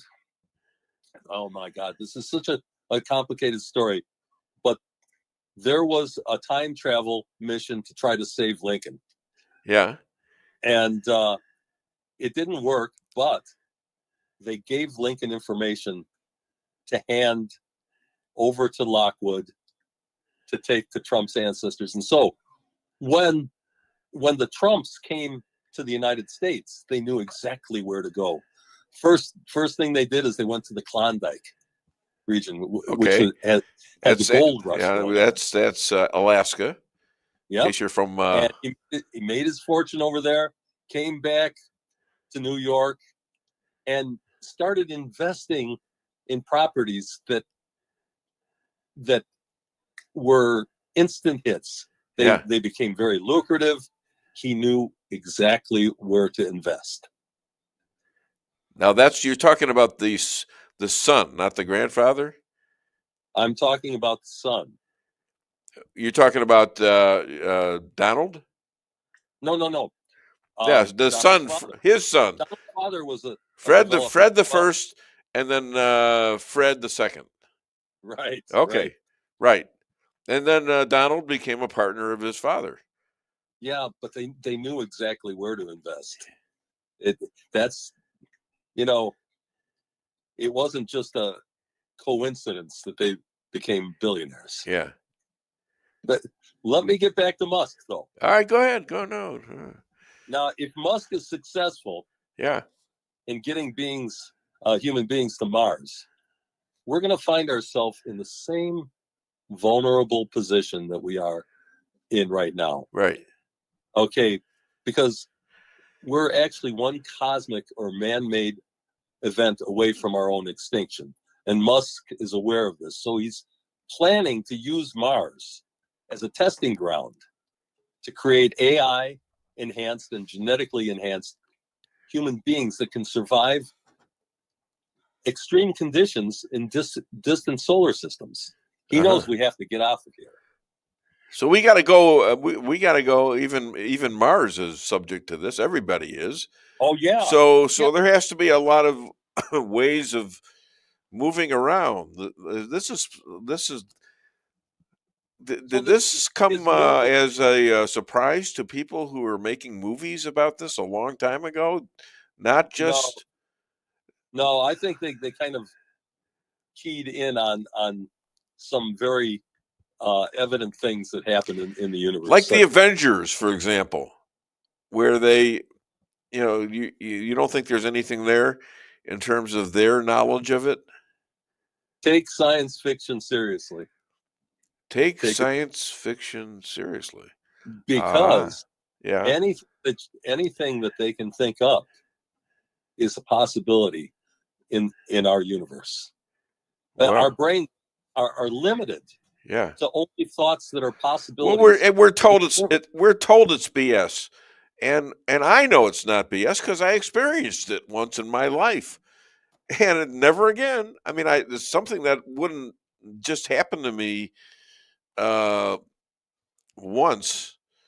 You'd think it would happen a bunch of different times. It just happened once.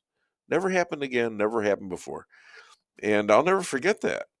That's etched into my my little brain.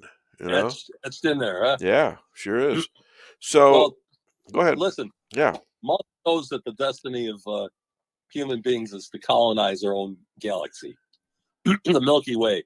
And like you were mentioning before, there's plenty of planets in our galaxy that are similar to Earth. I mean, as a matter of fact, there are 4 habitable planets known to revolve around one of our neighbor stars called TRAPPIST-1. Okay. And TRAPPIST-1 is 40 light years away from us. I mean, that's a huge distance, but in the cosmic sense, it's one of our neighbors. And all of these 4 planets that revolve around TRAPPIST-1 are in the Goldilocks zone. That's the place where water can exist on the surface of the planet. Okay, and you kind of need that. Yeah, we do. The way we developed. Right. So, as of 2025, the year we're in, scientists have found 5,000 exoplanets in our galaxy. Yeah. Exoplanets means planets outside of our solar system. Right. 5,000 of them we already know about. Are these livable? Possibly livable ones? Possibly. Yeah. Possibly. With a little tweaking. And well, that's another reason that Musk's corporation is striving to merge humans with AI to create super beings that can survive in different environments. So he wants to, first of all, he wants to develop humans who can survive on planets with different atmospheres and different gravities. Uh-huh. He wants to enhance human intelligence by merging AI into it. And he wants to extend our human lifespans because we're going to need longer lifespans for interstellar voyages. And so this includes work on cryogenics. Have you ever heard of cryogenics? It doesn't mean anything to me, no. Okay, cryogenics is the process of freezing people, putting them in a frozen state, and then thawing them out later. I've heard of that. Yeah, there was a movie made like that. What was the name of that movie? I don't remember the name of the movie, but there was, if I remember correctly, talk of Ted Williams' family wanting to do that with him when he passed away, from what I recall. Yeah, yes. Yeah, all right. And you know what? I don't know if this is true or not, but the rumor has it that Walt Disney is in a state of cryogenics. No kidding. Wow. And he had a disease that he's hoping will be curable when they thaw him out. Yeah. Maybe Snow White will come visit him. I doubt it. She's woke. She's woke now. Yeah. Yeah. He'd be cussing her out right now, wouldn't he? No. So let's go off on another tangent here. Since 2014, just off the city of Malibu, in a place called Doom, there has been a underwater station for space aliens. Although the government denies it, you think there's a lot of this going on Earth, right? There is. Along. I mean, we see all these things, in these movies coming from Mexico and all sorts of activity, and they can't explain these apparent flying vehicles. They can't. They don't know what they are. Well, you know what? Yeah, they're not extraterrestrial in the way that most people think they are. There are future human beings, and they're interacting with us all the time. Yeah, in a way that's benevolent to us. They're not wiping us out, are they? That's a good point.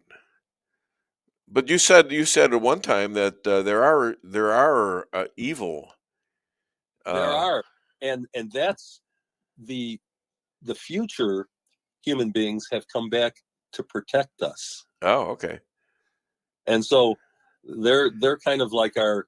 So we're staging the next war for the next these next things for wars with each other, like they do now in Avengers and all the other stuff coming out of these movies. Possible. Different looking people, different ways they exist. Wow. I think that there's much more to Star Wars than you know as well. Yeah, exactly what I was thinking about. Although I didn't come up with the name, but I did come up with Avengers, because Star Wars was had all sorts of creatures in it. My favorite scene was the cantina scene. Yeah, I think I remember that. Yeah. All right. Well, we'll go over that. I want you to describe that. Well, in Star Wars, yeah, you notice that all of the alien life forms that they encounter, are very, very similar to ours, humanoid in nature. Yeah, and the little robots and stuff. Yeah, the little robots are humanoid. They utilize them as if they're like servants or slaves. Yeah, they're basically our machines, our AI machines. Yeah, and so no, I think that Star Wars. Oh, excuse me here. There we go. I think that Star Wars has tapped into some of the future possibilities, for sure. Okay. Yeah, I was wondering about that too. So the Malibu thing you think is real, and people in that area know all about it, you're saying? I know that well, the people in the area have seen these UFOs come in and out. They come in. This is underwater. Yeah, but they come in from space and down into the water. Right. Okay. And so for decades now, they've been sitting on the shore watching this. Yeah. They actually bring picnic lunches and watch and they sit out there and they watch this activity. The government is fully aware of it. Yeah. And interact with them all the time. Right. And we don't. There's probably things going on that we have no knowledge of in terms of cooperation, because it sounds to me like this is the friendly kind of space aliens who are going to help us stay alive.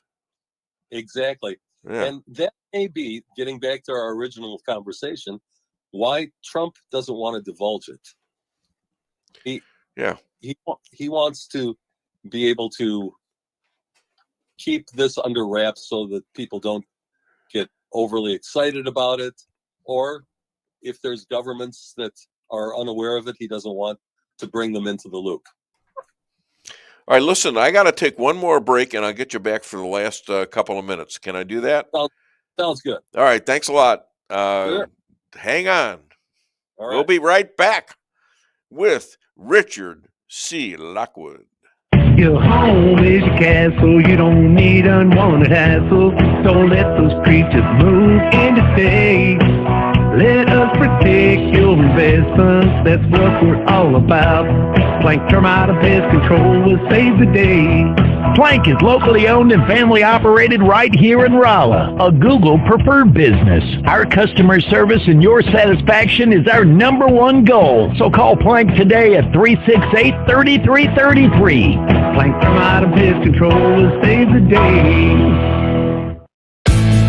With warmer temperatures right around the corner and allergies ramping up, now's the time to get those AC units serviced. At Hartley's, we pride ourselves in offering outstanding service with fast response times. With proper maintenance, you can make those hot days be a lot cooler and remove those pesky allergens that always seem to find their way into your home. Call us today so you can be living a much cooler and healthier life. Hartley's, community born, community raised, community serving. Call Hartley's Climate Control today at 573-368-3163.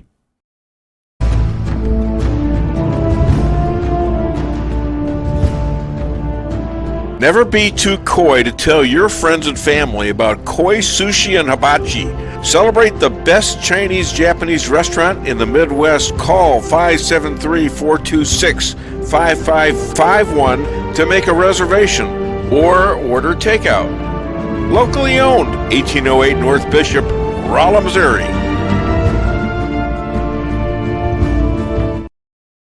We can sum up McDonald's new crispy chicken sandwich in one word. Crispy. But also juicy and tender. Okay, it's crispy, juicy, tender. All one word? But then, also pickle. Oh, and potato bun, which is two words. Okay, we can't sum up our new crispy chicken sandwich in one word, so you'll just have to try it to understand it. Order ahead on the McDonald's app at participating McDonald's. Ba-da-ba-ba-ba. Merrill's Quarry and Asphalt, 40 years serving cities, counties, and everyday businesses with driveways for people who live and work in our little piece of heaven right smack dab in the middle of America. Call 573-578-9101 for your free estimate of rocking, rolling, paving, driveways, sealing, and striping too. That's 573-578-9101 for your free estimate. Your home is your castle. You don't need unwanted hassle. Don't let those creatures move in to stay. Let us protect your investments. That's what we're all about. Plank Termite and Pest Control will save the day.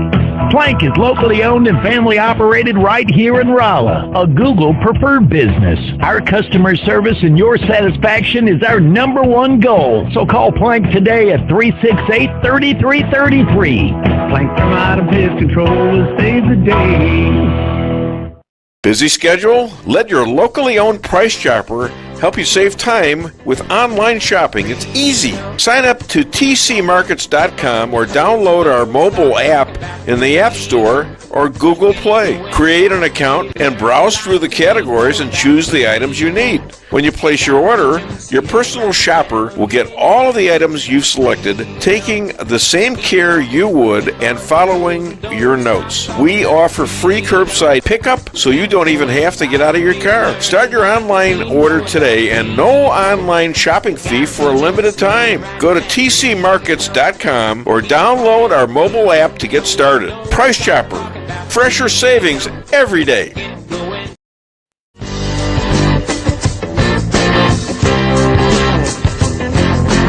A-Car Real Estate, where experience matters. 532 million sold since 2003, the number one sales volume in Phelps County. As a client for decades, I can say they are the best in mid-Missouri. Call 573-368-7355. That's 573-368-7355 for the best real estate experience you'll ever have. Gotta reach 'em, see it right now.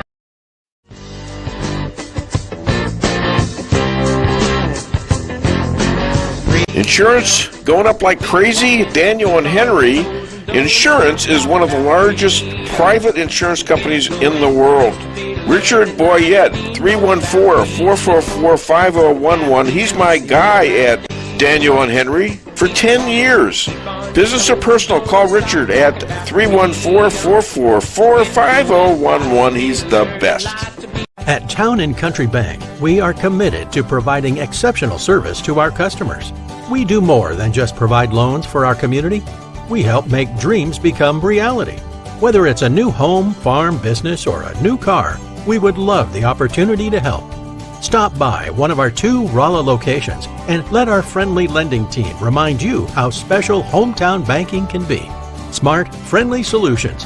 Town & Country Bank. Member FDIC. Equal housing lender. Okay, we're back with Richard C.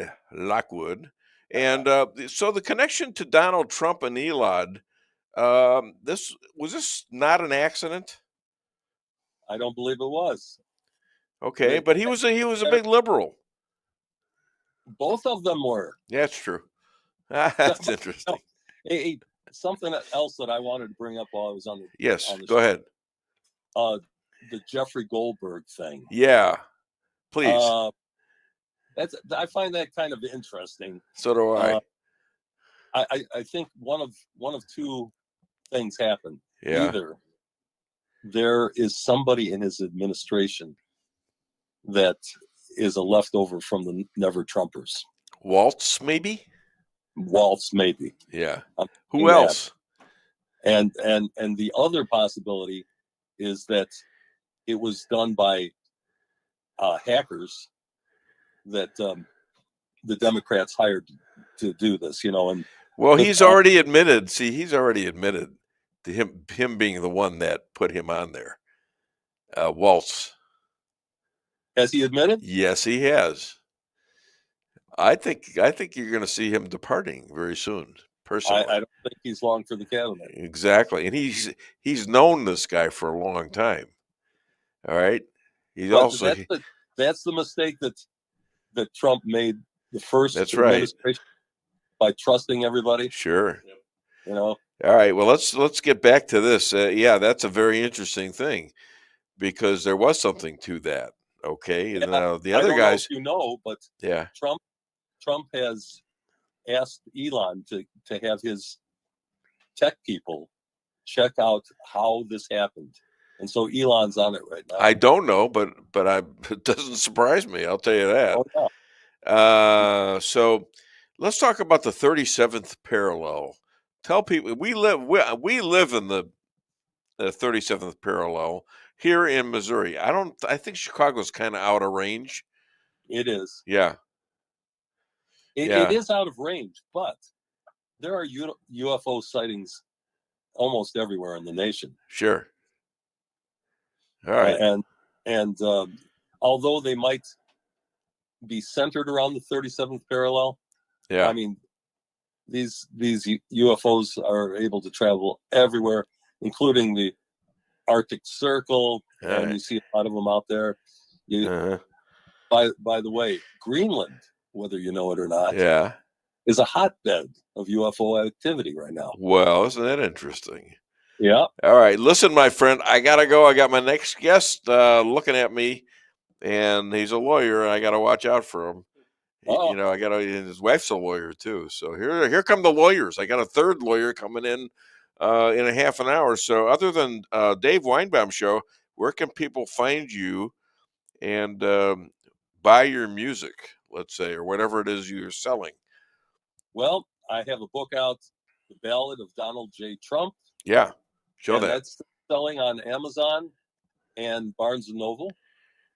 And I'm coming out with another book shortly. It's for home schooling parents.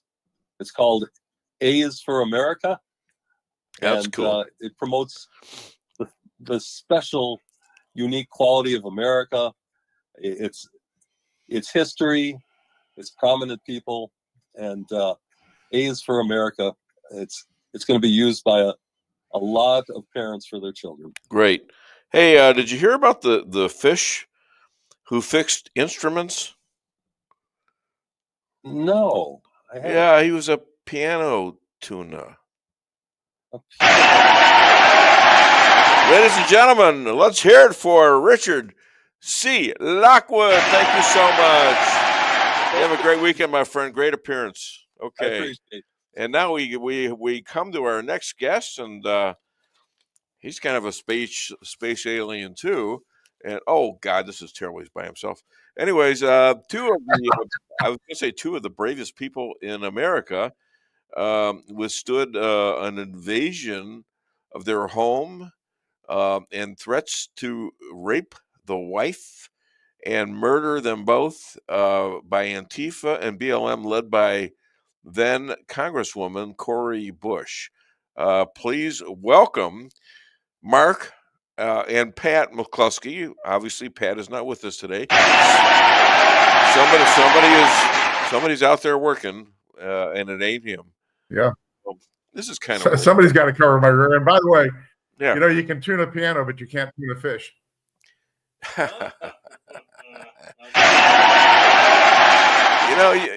You've got a wicked little funny mind for a lawyer. I tell you what. Do you tell jokes to the judge and all that stuff, or? When I walk into the courtroom, that's a joke enough, Oh, there you go. There you go. That was good too. So we were just talking about this with this Goldberg or whatever his name is call. The Dems are screaming for impeachments, for firings. It changed today with a different accusation, words by Goldberg, and it was a setup by the Dems and maybe an insider called Waltz. What do you think? Yeah. I don't know. I got to tell you that they're so desperate to find anything to claw on. I mean, this is news about an attack that happened a month ago where no American got injured, and so we're now fighting about who should get fired for a non-event from a month ago. Well, I'd want to know if Waltz was the one that accepted him, because he's got he admitted that. Well, he admitted it already. Yeah. And he said he had to admit that he had a relationship with this guy. So is he one of the rhinos that we talk about often, or what? I don't know. And originally I thought that Mike Waltz said he didn't know Goldberg from Adam, or Eve for that matter, and now he's saying, yeah, I put him on the list, right? Yeah, and Adam and Eve apparently were on the list too. So there you go. So I'm thinking now that he had a bunch of rhinos in his last presidency, and I think one of them slipped in here. I mean, who knows how many more? I hope not many, but I don't think you'll see him much anymore. I can't imagine that. So.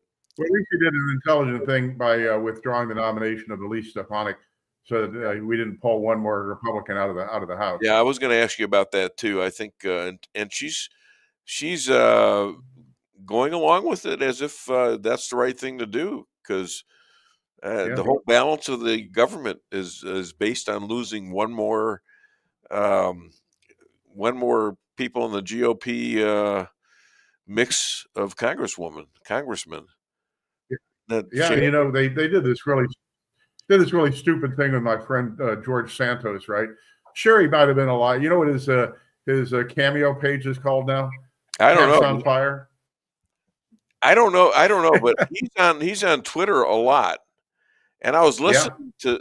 I've never participated in these things other than to listen, and someday I might, but I don't have the spare time to do it. But he was talking, and the guy's saying nasty stuff about the Democrats, and I'm thinking, who is this guy? And it was him. He's a good friend of ours. He dressed as me for Halloween that year in 2020. Are you serious? You know this guy? Yeah. No, he's a big fan. We were giving a speech up in D.C. a year and a half ago, 2 years ago now, and he showed up at the after party. Turns out he was a big fan. Showed us his picture of him and his wife going out as us for Halloween that year, and then he took us on a tour of the Capitol building the next day. He's a great guy, and despite rumors to the contrary, he's a really sharp guy.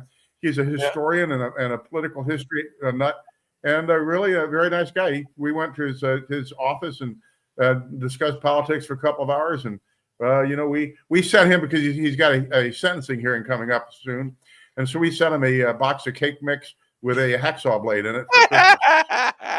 So he was like the Republicans' Fetterman. Exactly. Yeah. And to fire him, to kick him out of the House to get a Democrat elected, what nonsense. He voted with Trump 99% of the time, and then they kick him out for little things like lying. Really? Is he the first congressman to ever get kicked out because of lying? If lying was a criteria for being excluded from the House, it'd be an empty room. So you got to understand and you know this. I mean, the everything's a setup. Everything is motivated by the hatred for Donald Trump. I mean, they've been doing this for 10 years.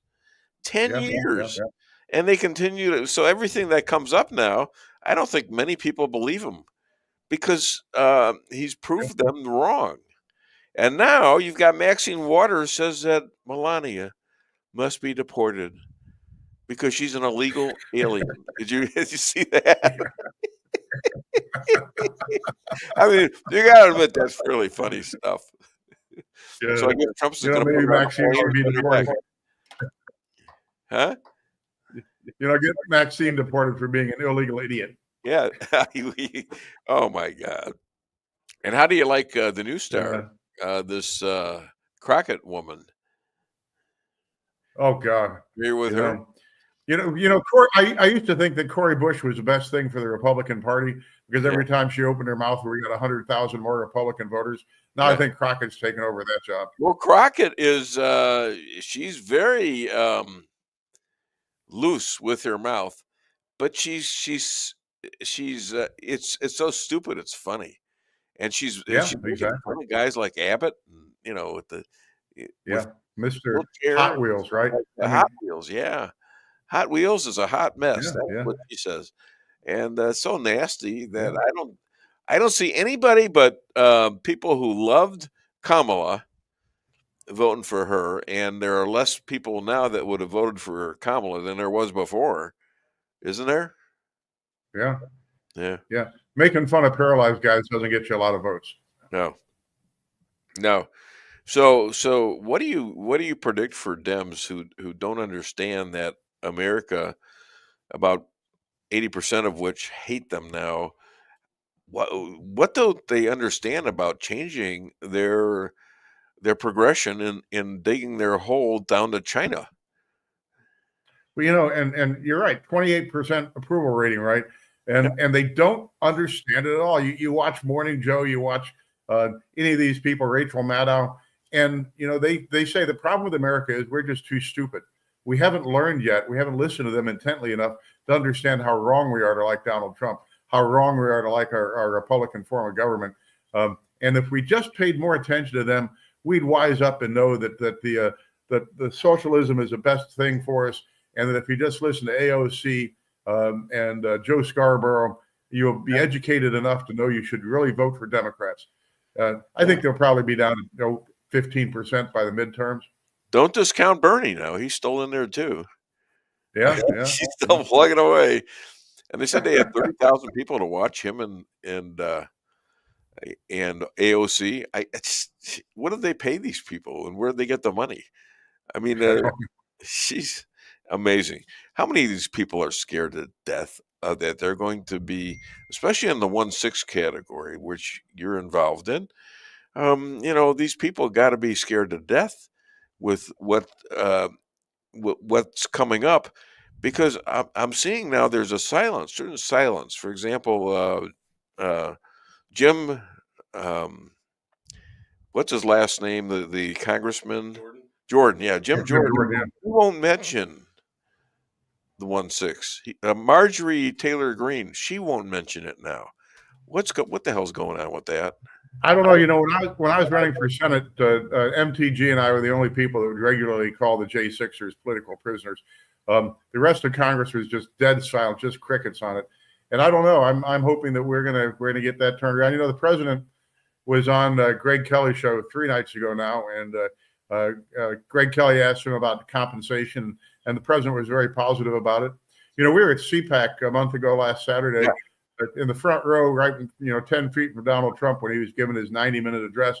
And when he talked about what he was doing for the J6ers or was going to do for them, it got a bigger standing ovation than anything else he said.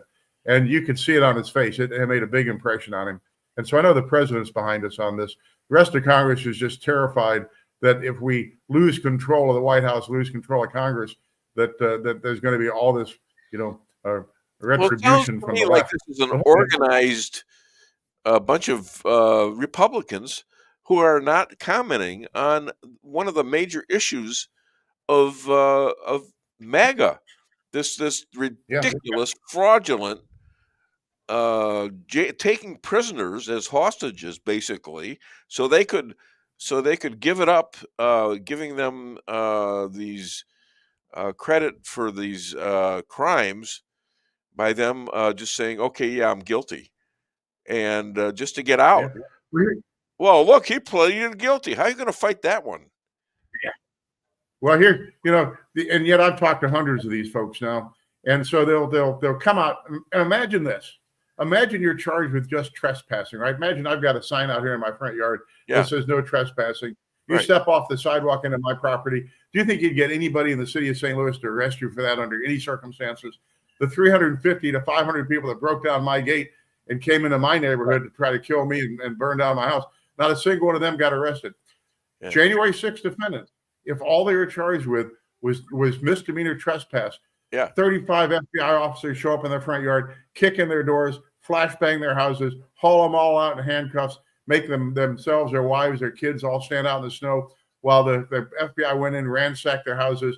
Some of them did hard time in federal prison for nothing more than trespass charges. And it was all a never went into the building, as you know. Yeah. Never went into the building. I was talking to Ryan Zink, 2 days ago about that. He's a guy didn't even go in the building. A lot of them didn't go in the building, and the guys that did, the Capitol Police opened the doors, walk them in, don't touch that, go over there. They guided them half the time. Yeah. And yet these people were treated worse than Al Capone, worse than any criminals in American history. And then they're sent to the D.C. gulag where they're put in solitary, some for 1,000 days, eating garbage food and in solitary confinement cells covered in feces and urine with brown water. Or as one of my clients said, we weren't allowed out to shower for weeks at a time. So you'd be like bird bath in the sink is what he called it, right? Bird bath in the sink. These are American citizens being treated worse than the terrorists in Guantanamo Bay. Well, there needs to be something done to fix this. Okay? I'm working on it so it doesn't happen again. You don't want this to be back and forth like this, but there has to be accountability for this, and I think the Democrats are scared. You know what lists? Yeah, and they're right now saying ridiculous, idiotic things, trying to bring us into fighting them. We're going to beat your ass, we're going to kick your butt, and all these other threatening things, because they are scared to death. Like we're scared of this, that they're going to come beat us up. Are you scared they're going to come beat you up? Yeah, I'm worried about getting crocketed. That's for sure. Yeah, there you go. And then this Saturday they're going to go and try to destroy Tesla, right? They're going to try to put the Elon Musk out of business. 29th, that's tomorrow. Yes, tomorrow. Yeah. Yeah, it's tomorrow. And the people from Congress, one of them that's her birthday or something, and she said, "Oh, that's the day we're going to destroy Tesla."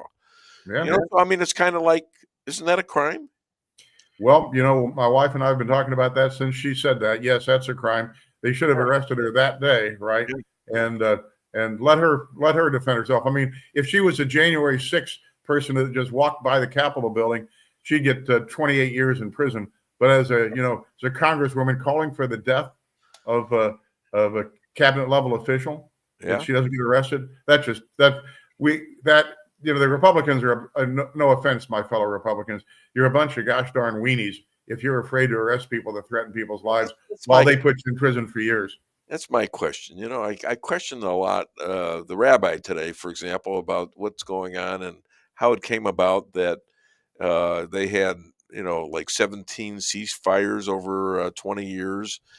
And they kept breaking the ceasefires and building these tunnels and then sending more rockets. And Israel would send something, and then they'd have a ceasefire. And it kept getting worse and worse and worse. And finally, after the 10/7 amazing killing of 1,300 men, women, and children, all civilians, or most civilians. I'm sure there was some IDF, but there was hardly any response by the Israelis at that point. You'd be wondering, what the hell? How do you stop this? Well, you don't have a ceasefire and a little game that you play with them. You take the bastards out, period. And you do it until you break them. Am I wrong? Well, governments like to have control. Governments like to have power. And if you think back to 1984, right, in the book, there's got to be a perpetual threat, and that it was Goldstein, right? But now, in order to have a reason for existence, you have to have an enemy. And if you eliminate your enemy, then why do you need a government, right? And so you got to keep the tension there to give your people a reason to give you the authority to govern them. And that's the same thing in the United States. I mean, you always have to have an enemy. I do this on my program from time to time when I had a program. By the way, I did my last broadcast last week. I now don't have the time to do a radio program anymore because of the time constraints caused by representing the J6ers. Well, you're working at least. Yeah. But in our government has us terrified of Arab terrorism, right? And Arab terrorism is a problem for Israel, but it's not a problem for the United States. Other than 9/11, there's been essentially zero Arab terrorism in the United States throughout our lifetime, and the level is no different now than it was before the onset of the Patriot Act and all the invasions and our liberties we've given up for fear of Arab terrorism. It's a non-event in this part of the world, and yet they've terrorized everybody into giving up their civil rights, their rights against search and seizure. We all go through the airport and get shaken down like criminals, and yet the risk, the most dangerous thing you and I will ever do is get in our cars and drive. More than 3,000 people a month die in car accidents in this country. More people die in car accidents every month than died in 9/11, and yet we don't give up our rights to drive a car. And people just have to remember that whenever the government tells you be afraid, be very afraid, it's not because of anything other than they want the power to take from you that which you're willing to give up on the illusion of safety. I don't that's see my too that's well. my soapbox for today. I don't see too well. I'm looking on your shirt, and you got like a badge on or something. Are you kind of a cop? No, that's just the sign that I spent too much money at Ralph Lauren. Jesus. Did you go to the Cardinal game last night? I did not. I was working last night. Yeah. My new full-time job is talking to January 6th political prisoners. There's only 1,583 of them, so I'm not very busy. Are you representing all of them, or what? I'm representing several hundred now, and more every moment. That's so good. And what about this Judge Bosberg? What do you know about him, other than with the 1/6 situation, which you know all about, because he was the judge that convicted Zink. Yeah, Ryan Zink. Yeah. No, he's a Well, he's the guy that told Ryan that you can put on your defense if you want to, but you're guilty, right? Yeah, you're guilty. We'll find a crime for you. Yeah, exactly. And I can't tell you how many times I've heard the same story, not just about Bosberg, but all these judges up in the D.C. circuit, where These people are the triers of fact, right? These are all bench tried cases, most of them, and even in jury tried cases, the judge would opine on the guilt of the defendant before hearing any evidence. Call them terrorists, call them insurrectionists, call them criminals before they'd heard any evidence, and yet they still have their licenses, they still have their jobs.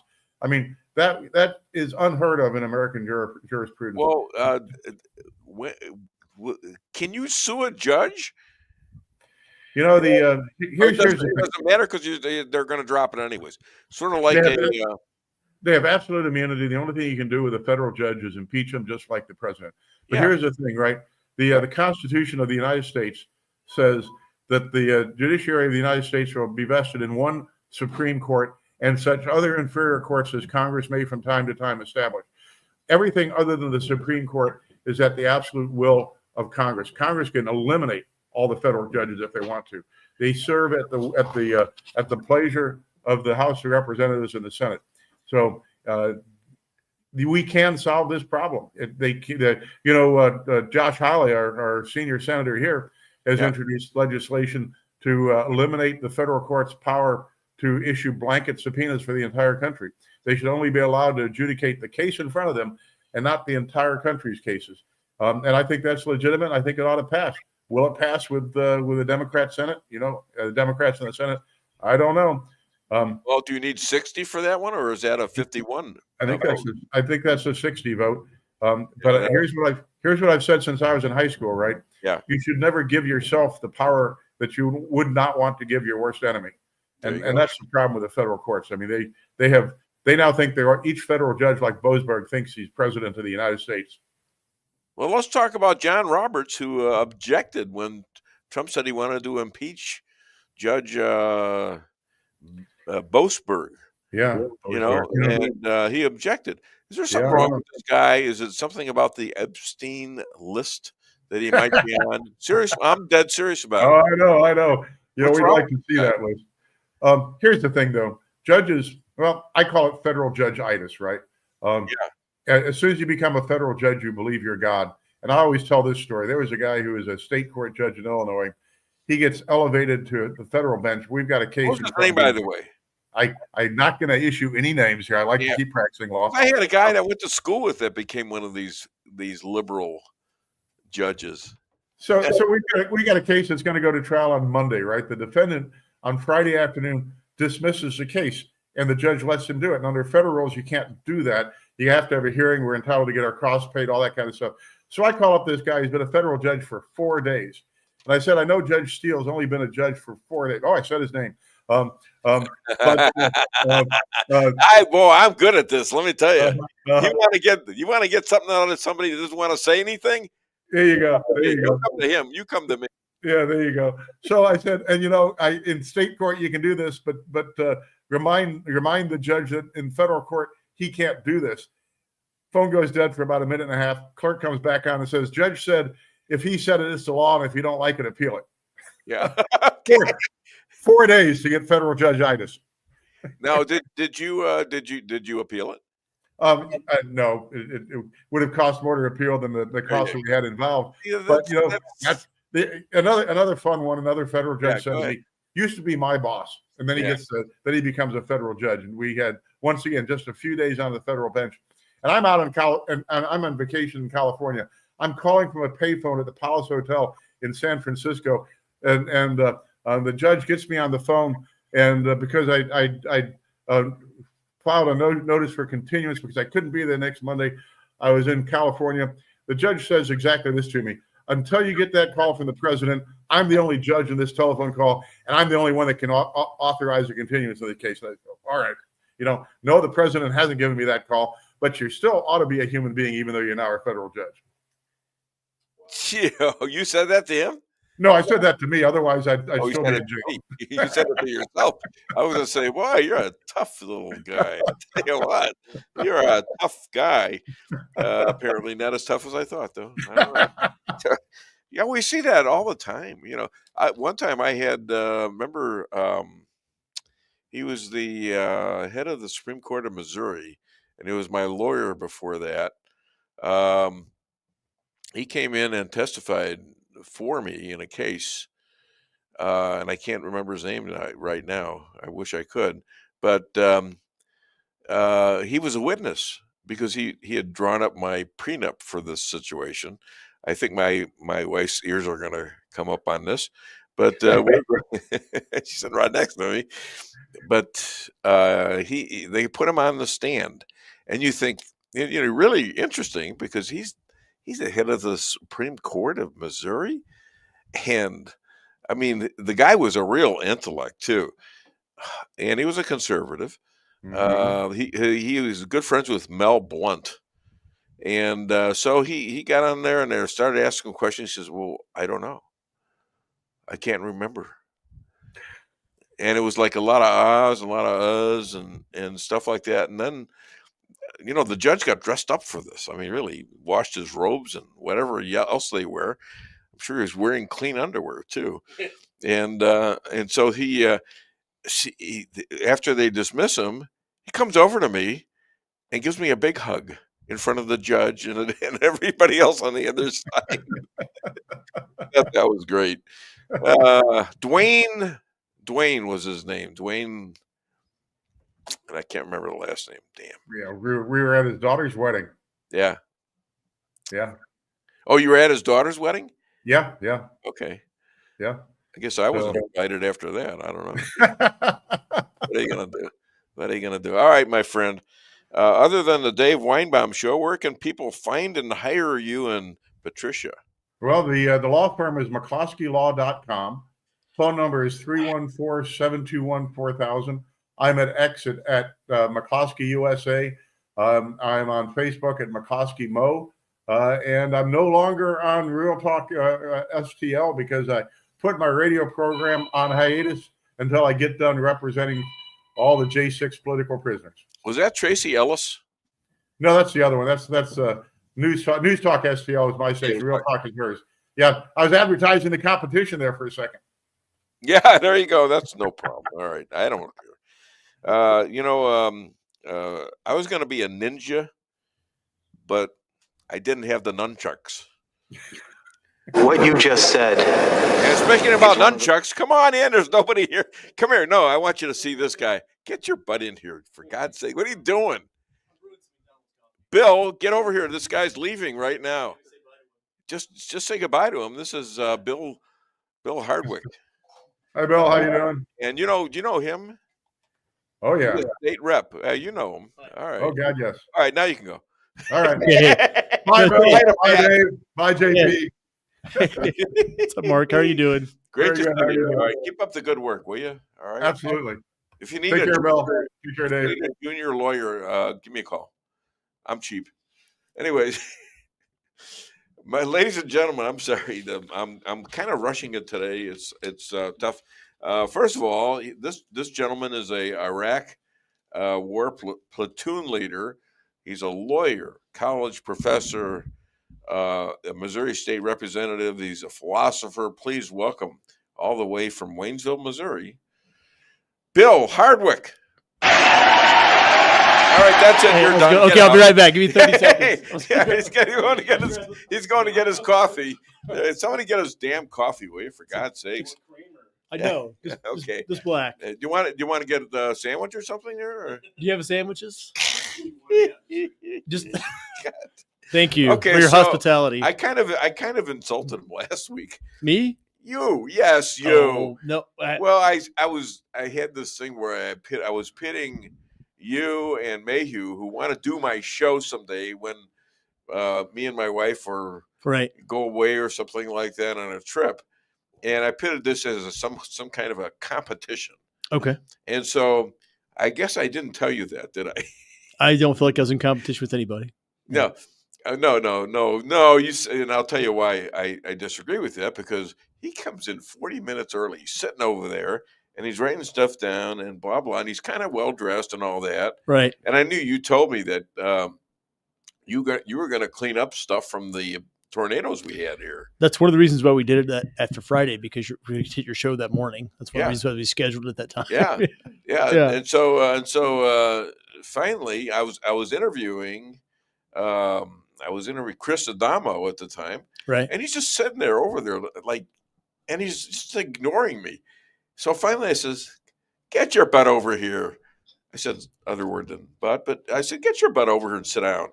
So he did. Thank you. And then you walk in dressed accordingly. He was much better dressed than you because you're going out to pick up trash. Well, what do you need to? How do you need to? What do you need to wear to pick up trash? And I'm not talking about anybody in particular. I'm talking about actual trash from a storm. Right. There are people out there who saying, "What's he talking about trash for?"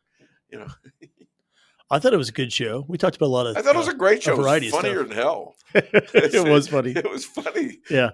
And then we kept what's his name on the phone, Chris Adamo. Yeah, the whole time we just talked about the CIA and sure. I thought it was pretty interesting. Panama Canal. It's a pretty good discussion. Yeah. Yeah. All right. Well, let's go into this today. Okay. So because I know you've got some government bills, Bill. Apparently, you were born for this job. Your name is Bill.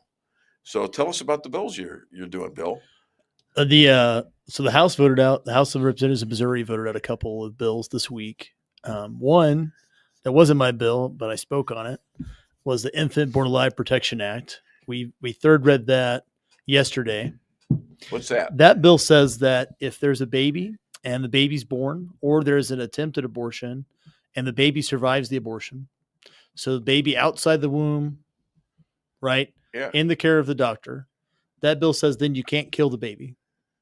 Okay. And that didn't make it? It did. It passed. Oh, Brian Seitz from Branson, Holly Jones from Eureka. Those were the two bill sponsors. They presented on the floor. Yeah. Almost every Democrat voted against it. Amazing. Yeah. And so, the Democrats say that the Republicans are they're not pro-life, they're pro-birth. And by the way, there's a pro-woman thing in there too, because half of the babies, about approximately half the babies are women, are young women. Isn't that right? So how do you track that with the fact that they want to kill all babies at a certain point?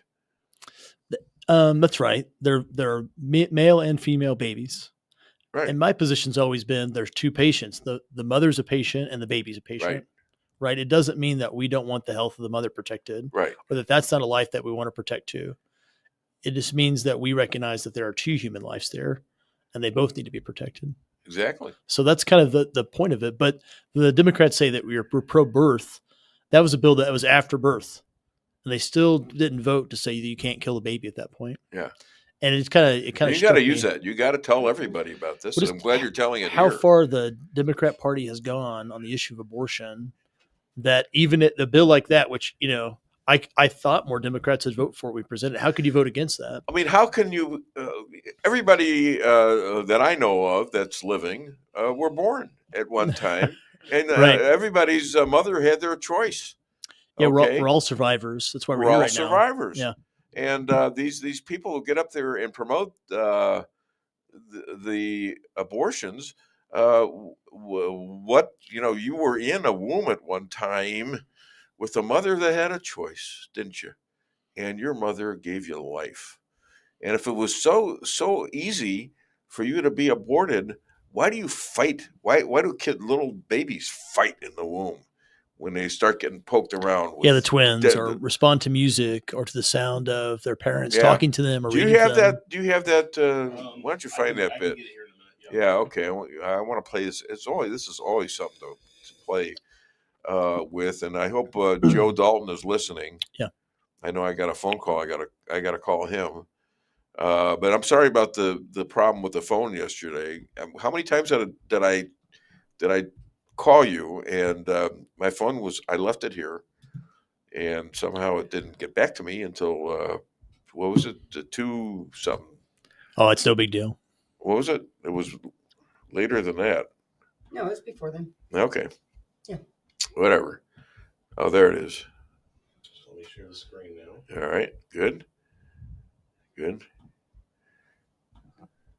I don't know if you can see this or not, but you've heard this before, I think. It's about the guy in Brazil with the baby. Nenê do pai. Mas, meu Deus do céu, gente. Ela tá feliz, meu Deus do céu. Bebê. Mas, gente do céu. Nenê do pai. Mas, meu Deus do céu, gente. Yeah. Is that incredible? No, it's. I think everybody is a miracle. Just the fact that we're here is a miracle. Yeah.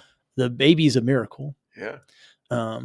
I was reading the Psalms last night. You form me from my innermost being. There's nowhere I can go. I can flee from your presence.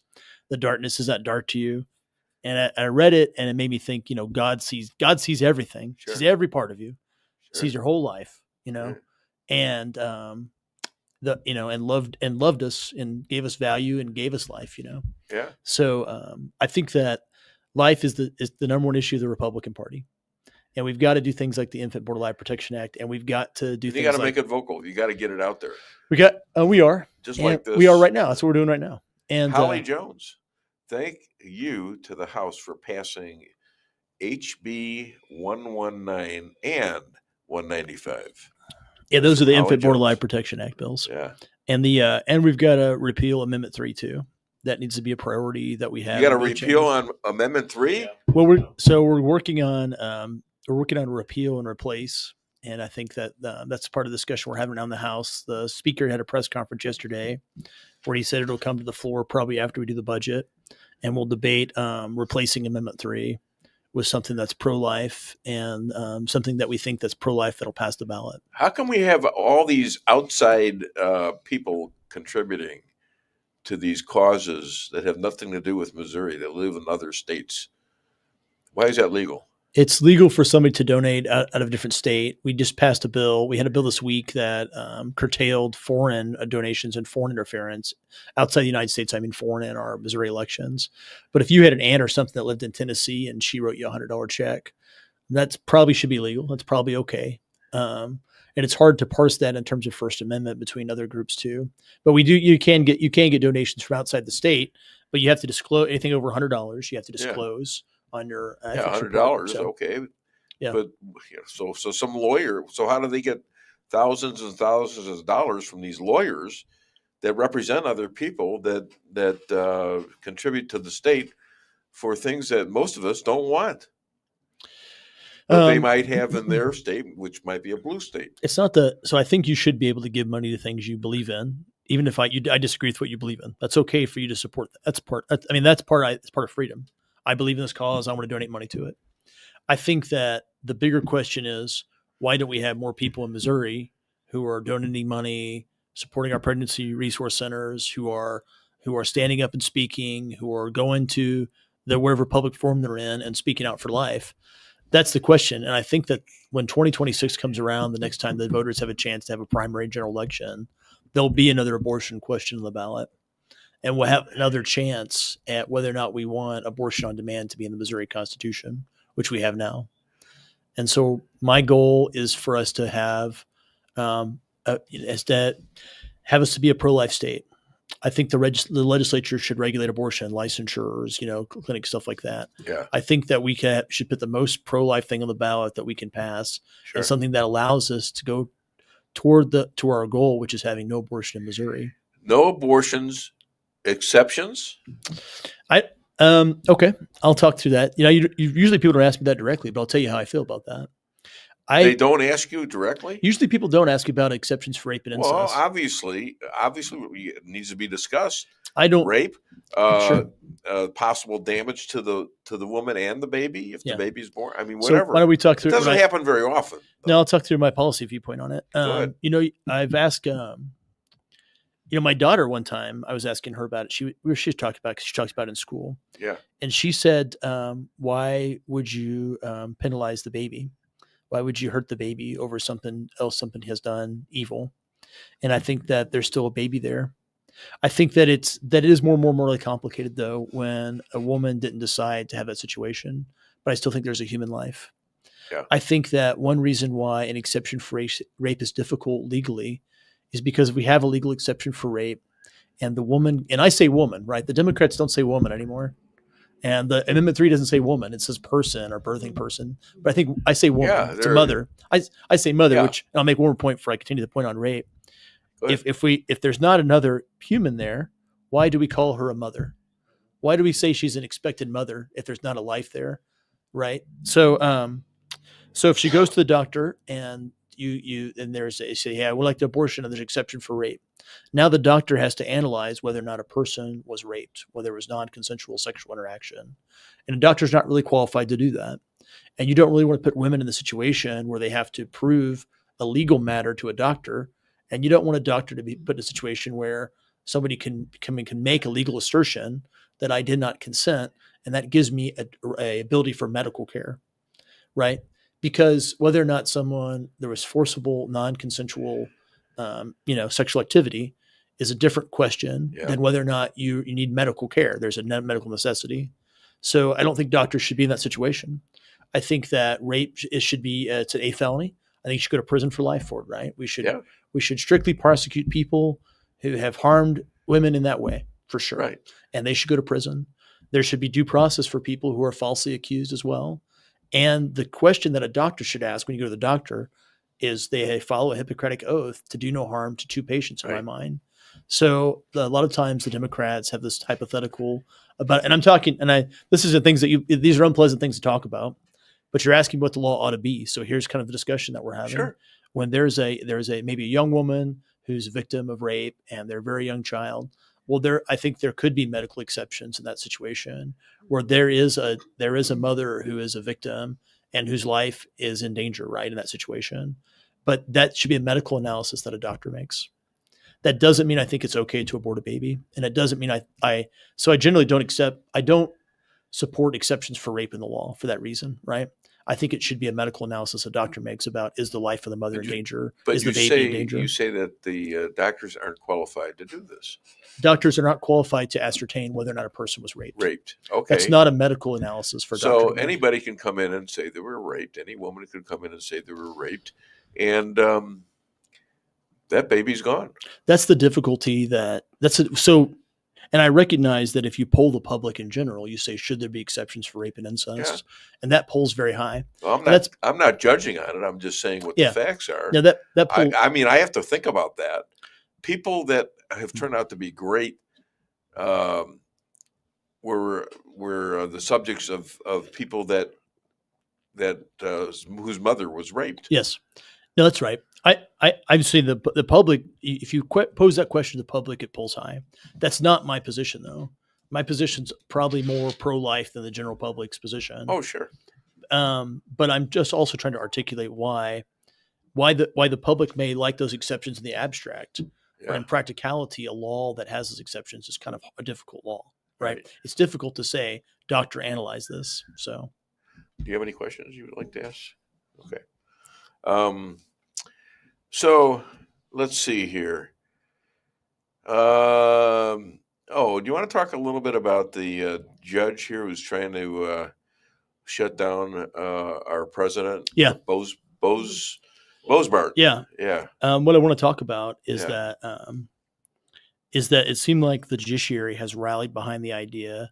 So, Donald Trump and Elon, they have made these posts and tweets about, maybe impeach these judges because their rulings are wrong. Right. And there is a thing called executive power. There's separations of powers. We elect a president. We want him to do certain things that are within his power. Not according to them.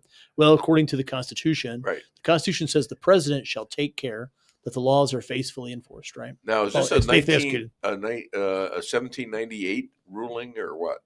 No, that phrase that the president shall take care is found in Article 2 of the U.S. Constitution itself. Okay. Right. That's the view of executive power that emanated from Washington onward. And that, there's a mixture of states and colonies that have different views of executives. The Philadelphia governor was a strong executive. They borrowed a lot of the language from the Philadelphia Constitution to write Article 2. Yeah. And so that's true. Now, when somebody says, so Donald Trump and Elon Musk say, impeach these guys, they're impeding, separation of powers, the dually power of the president. And John Roberts, the judiciary, which John Roberts shouldn't have done that. He shouldn't have said, if he wanted the court to stay out of the political fray, he shouldn't have said anything, right? But he shouldn't have said, hey, impeachment is not, you shouldn't impeach somebody for doing something that you disagree with. You shouldn't impeach somebody for having a ruling you disagree with. And the reason why I think the Trump administration probably thinks that's ironic is because Donald Trump was impeached twice for having positions people disagreed with. Bingo. Yeah, and at the time, and that was election interference. It turned out. Right, and at the second one being, I'll withhold money from Ukraine, which right now he just did. Yeah, and he was impeached over that, which is a presidential power. So that's why it's probably ironically rich, because you could say, well, the judge's job is to decide whether or not this violates the Constitution, how the law applies here, and the president's all their job is. Right, and the president's job is to decide whether or not I will, send this money to Ukraine, whether or not this is a good use of the military forces. Yeah, that's the president's job. So he was doing his job. Exactly. And at the time, the judges would say, well, impeachment, it's a political process. There's no standard for it. It's just I don't like you. And that was the opinion when Donald Trump was being impeached. So now, what's good for the goose is good for the gander. Not anymore. Impeachment is just political, right? So do we think that Roberts, there was somebody out there calling this out on Twitter or X? Do we think these guys really want to get rid of Donald Trump, or is this just a pattern from the last 10 years for these judges? I mean, because Bosberg, or what is his name? Bosberg. He was a judge on the FISA board that set up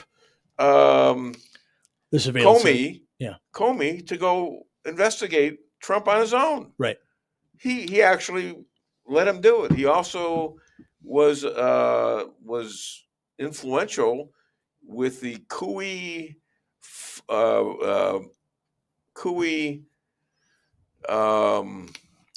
what's her name, ran for president? I guess the Cooey Russian deal that accused Trump of being all for Russia and having all these problems with Russia. Russia. Right.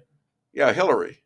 Yeah, the Steele dossier. Mm-hmm. Yeah, and he the guy lied on it. This guy from Cooey, his name was Keith something. Yeah.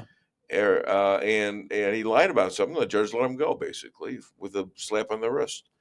And that was this big setup to get Trump, to get him impeached.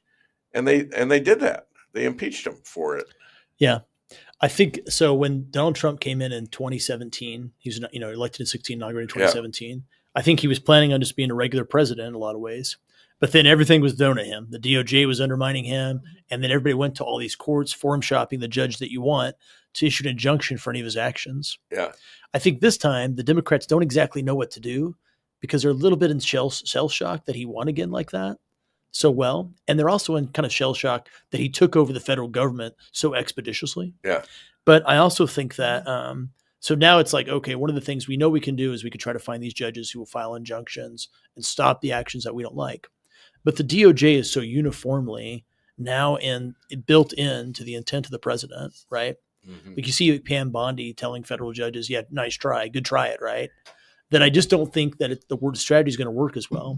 Now, people say we're going to have a constitutional crisis. And what they mean by that is we're going to run into these different branches of government that go, you can't, no, and they're not going to blink. That's what people, when they say constitutional crisis, they mean these constitutional actors who are not getting along, and neither of them are backing down. And that's okay, because that happens all the time in America. That's happened for about 250 years, from the time that Jefferson didn't appoint the magistrate, and William Marbury sued, right, James Madison, right, and Marbury versus Madison. That was our first constitutional crisis. From the time of Roosevelt issuing orders at FDR during the New Deal and the court striking it down, then the court composition changing and upholding the New Deal platform, to Nixon and the tapes, to Bill Clinton, to George Bush and 9/11. There's our post 9/11 era. There's always been, one person says the Constitution says I could do this, one person says I can't, and there's a fight about it. That's part of America. It's part of the Republic. And always there's been a tainted way to get more power for the government and more control from the government to the citizens. Yeah. I mean, not that the citizens get the control. They're losing all the control to the federal government and their agencies. I'm definitely wary of a unlimited executive power. I spoke on the floor a lot yesterday and Tuesday on the Second Preservation Act, which is about, police power. When we say police power, we're talking about executive power, right? Enforcing, violating people's rights, stuff like that. You just can't go it forever. You have to check it. The powers of the president have to be defined by the Constitution. Sure. There's some things that's left to the states, for example, right? There's some things that's, we got to decide here at the state level or local level. But I also am weary about, there was a whole federal government that was very powerful with no unchecked power, and they didn't have a president who was overseeing them before. Yeah. They were running on autopilot, completely ignoring the electoral You're talking process. about Biden, of course. I'm talking about, I think during Biden, there wasn't really a president. I think during Biden, there was this kind of this guy who was sitting there halfway reading a teleprompter. Mm-hmm. And I think I'm not even being mean. I think that the special counsel's synopsis of why they couldn't prosecute Biden because he was incompetent to stand trial. Now, do you believe that? I do believe that. I believe they went to go interview him, and there was all kinds of crimes from the White House. And I believe this is what I think. When the interview was over, this is my opinion, just a theory. And when the interview was over, they were like, "What are we going to do?" He didn't even know where he was. And then they said, "Well, that's the best thing we could do. He's just a nice old man. We can't try him," right? And they kind of like leaked what everybody knew. And more Biden staffers and people who were interacting with Biden during that time are saying that they would, he'd have a few minutes where he was cogent. They did all the work. They did all the signing. Now we're coming up to the place where we're saying none of the stuff that he signed is going to be valid. It's absolutely terrifying that for about 4 years, we don't know if there were some months of cogency, but for about the tenure of his presidency, there was a guy who was a little lucid sometimes, maybe for a couple hours, but for most of the time he was out of it, and they just kept him from interacting with people. And then the government ran itself without a president. So we need a little bit of a strong executive to correct that, to correct a bureaucracy that knows zero accountability, because the State Department, the intelligence community, the Department of Defense, the Department of Justice, the FBI, whatever agency, the IRS, they just operated without a president for 4 years. What did Obama have to do with this? Well, some people say that he was kind of the shadow president. What do you think? I think that. What about all the people that used to work for him? I think that personnel is policy. Yeah. So if I say JP's my guy, you should make JP the deputy undersecretary, right? Yeah. And JP knows that Bill got him the job. Sort of like being what he is now. Yeah. I say you should put JP there and have JP sign off on those things or veto him or whatever. Yeah. And JP's my guy. And I go, "Hey, JP, I'm going to get you this job. And let's keep texting," right? Yeah. And JP gets the job, and I'm not in government. But JP texts me and he goes, "What do you think I should do?" And I go, "If I were you, I'd like that," right? Yeah. So I think that's the role that Barack Obama had, right? That those were Obama people in the government, and he still had a lot of influence. He wasn't the president, but only president to stay in Washington, D.C. after his presidency. But I certainly think Obama, people that were Obama appointees reached back out to him for his influence, for his insight. Yeah. All right. Okay, so I guess that takes care of that. Canada, Greenland, Mexico, Panama Canal. Yeah. What are we going to do? I think we should buy Greenland. Why? From Denmark. Because energy, oil, because international economics, because strategy, ability to platform project and control kind of the Arctic and the Arctic road right through the Arctic above Canada and stuff like that. And because it's, we can make use of it and Denmark can't.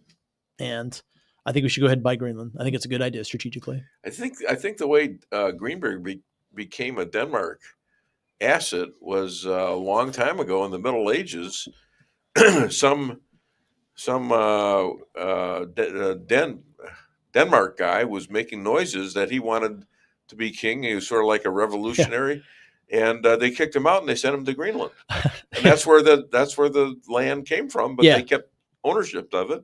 They wanted nothing to do with it. They don't do anything with it. And I think so. You got President Donald Trump, who's the arch real estate developer, real estate investor, and real estate developer. Sure. And probably sees Let's go to Denmark. This prized, undeveloped real estate that's going to be worth a whole lot. Yeah. And even if you say, I think we said we'll give him $1 trillion for it. Even if we that's worth it. Even if we printed and gave him $1 trillion, over 10, 20 years, are we going to make $1 trillion back after Greenland? Absolutely. Right. Yeah. So yeah, buy it. Yeah. And you know what? It's also a safety issue for the United States and for Canada, for that matter. Well, we can't be attacked. We could put defensive things there, right? That keep missiles from going over there. We could do all kinds of stuff. Absolutely. Yeah. Absolutely. All right. So, so we got that now. Canada.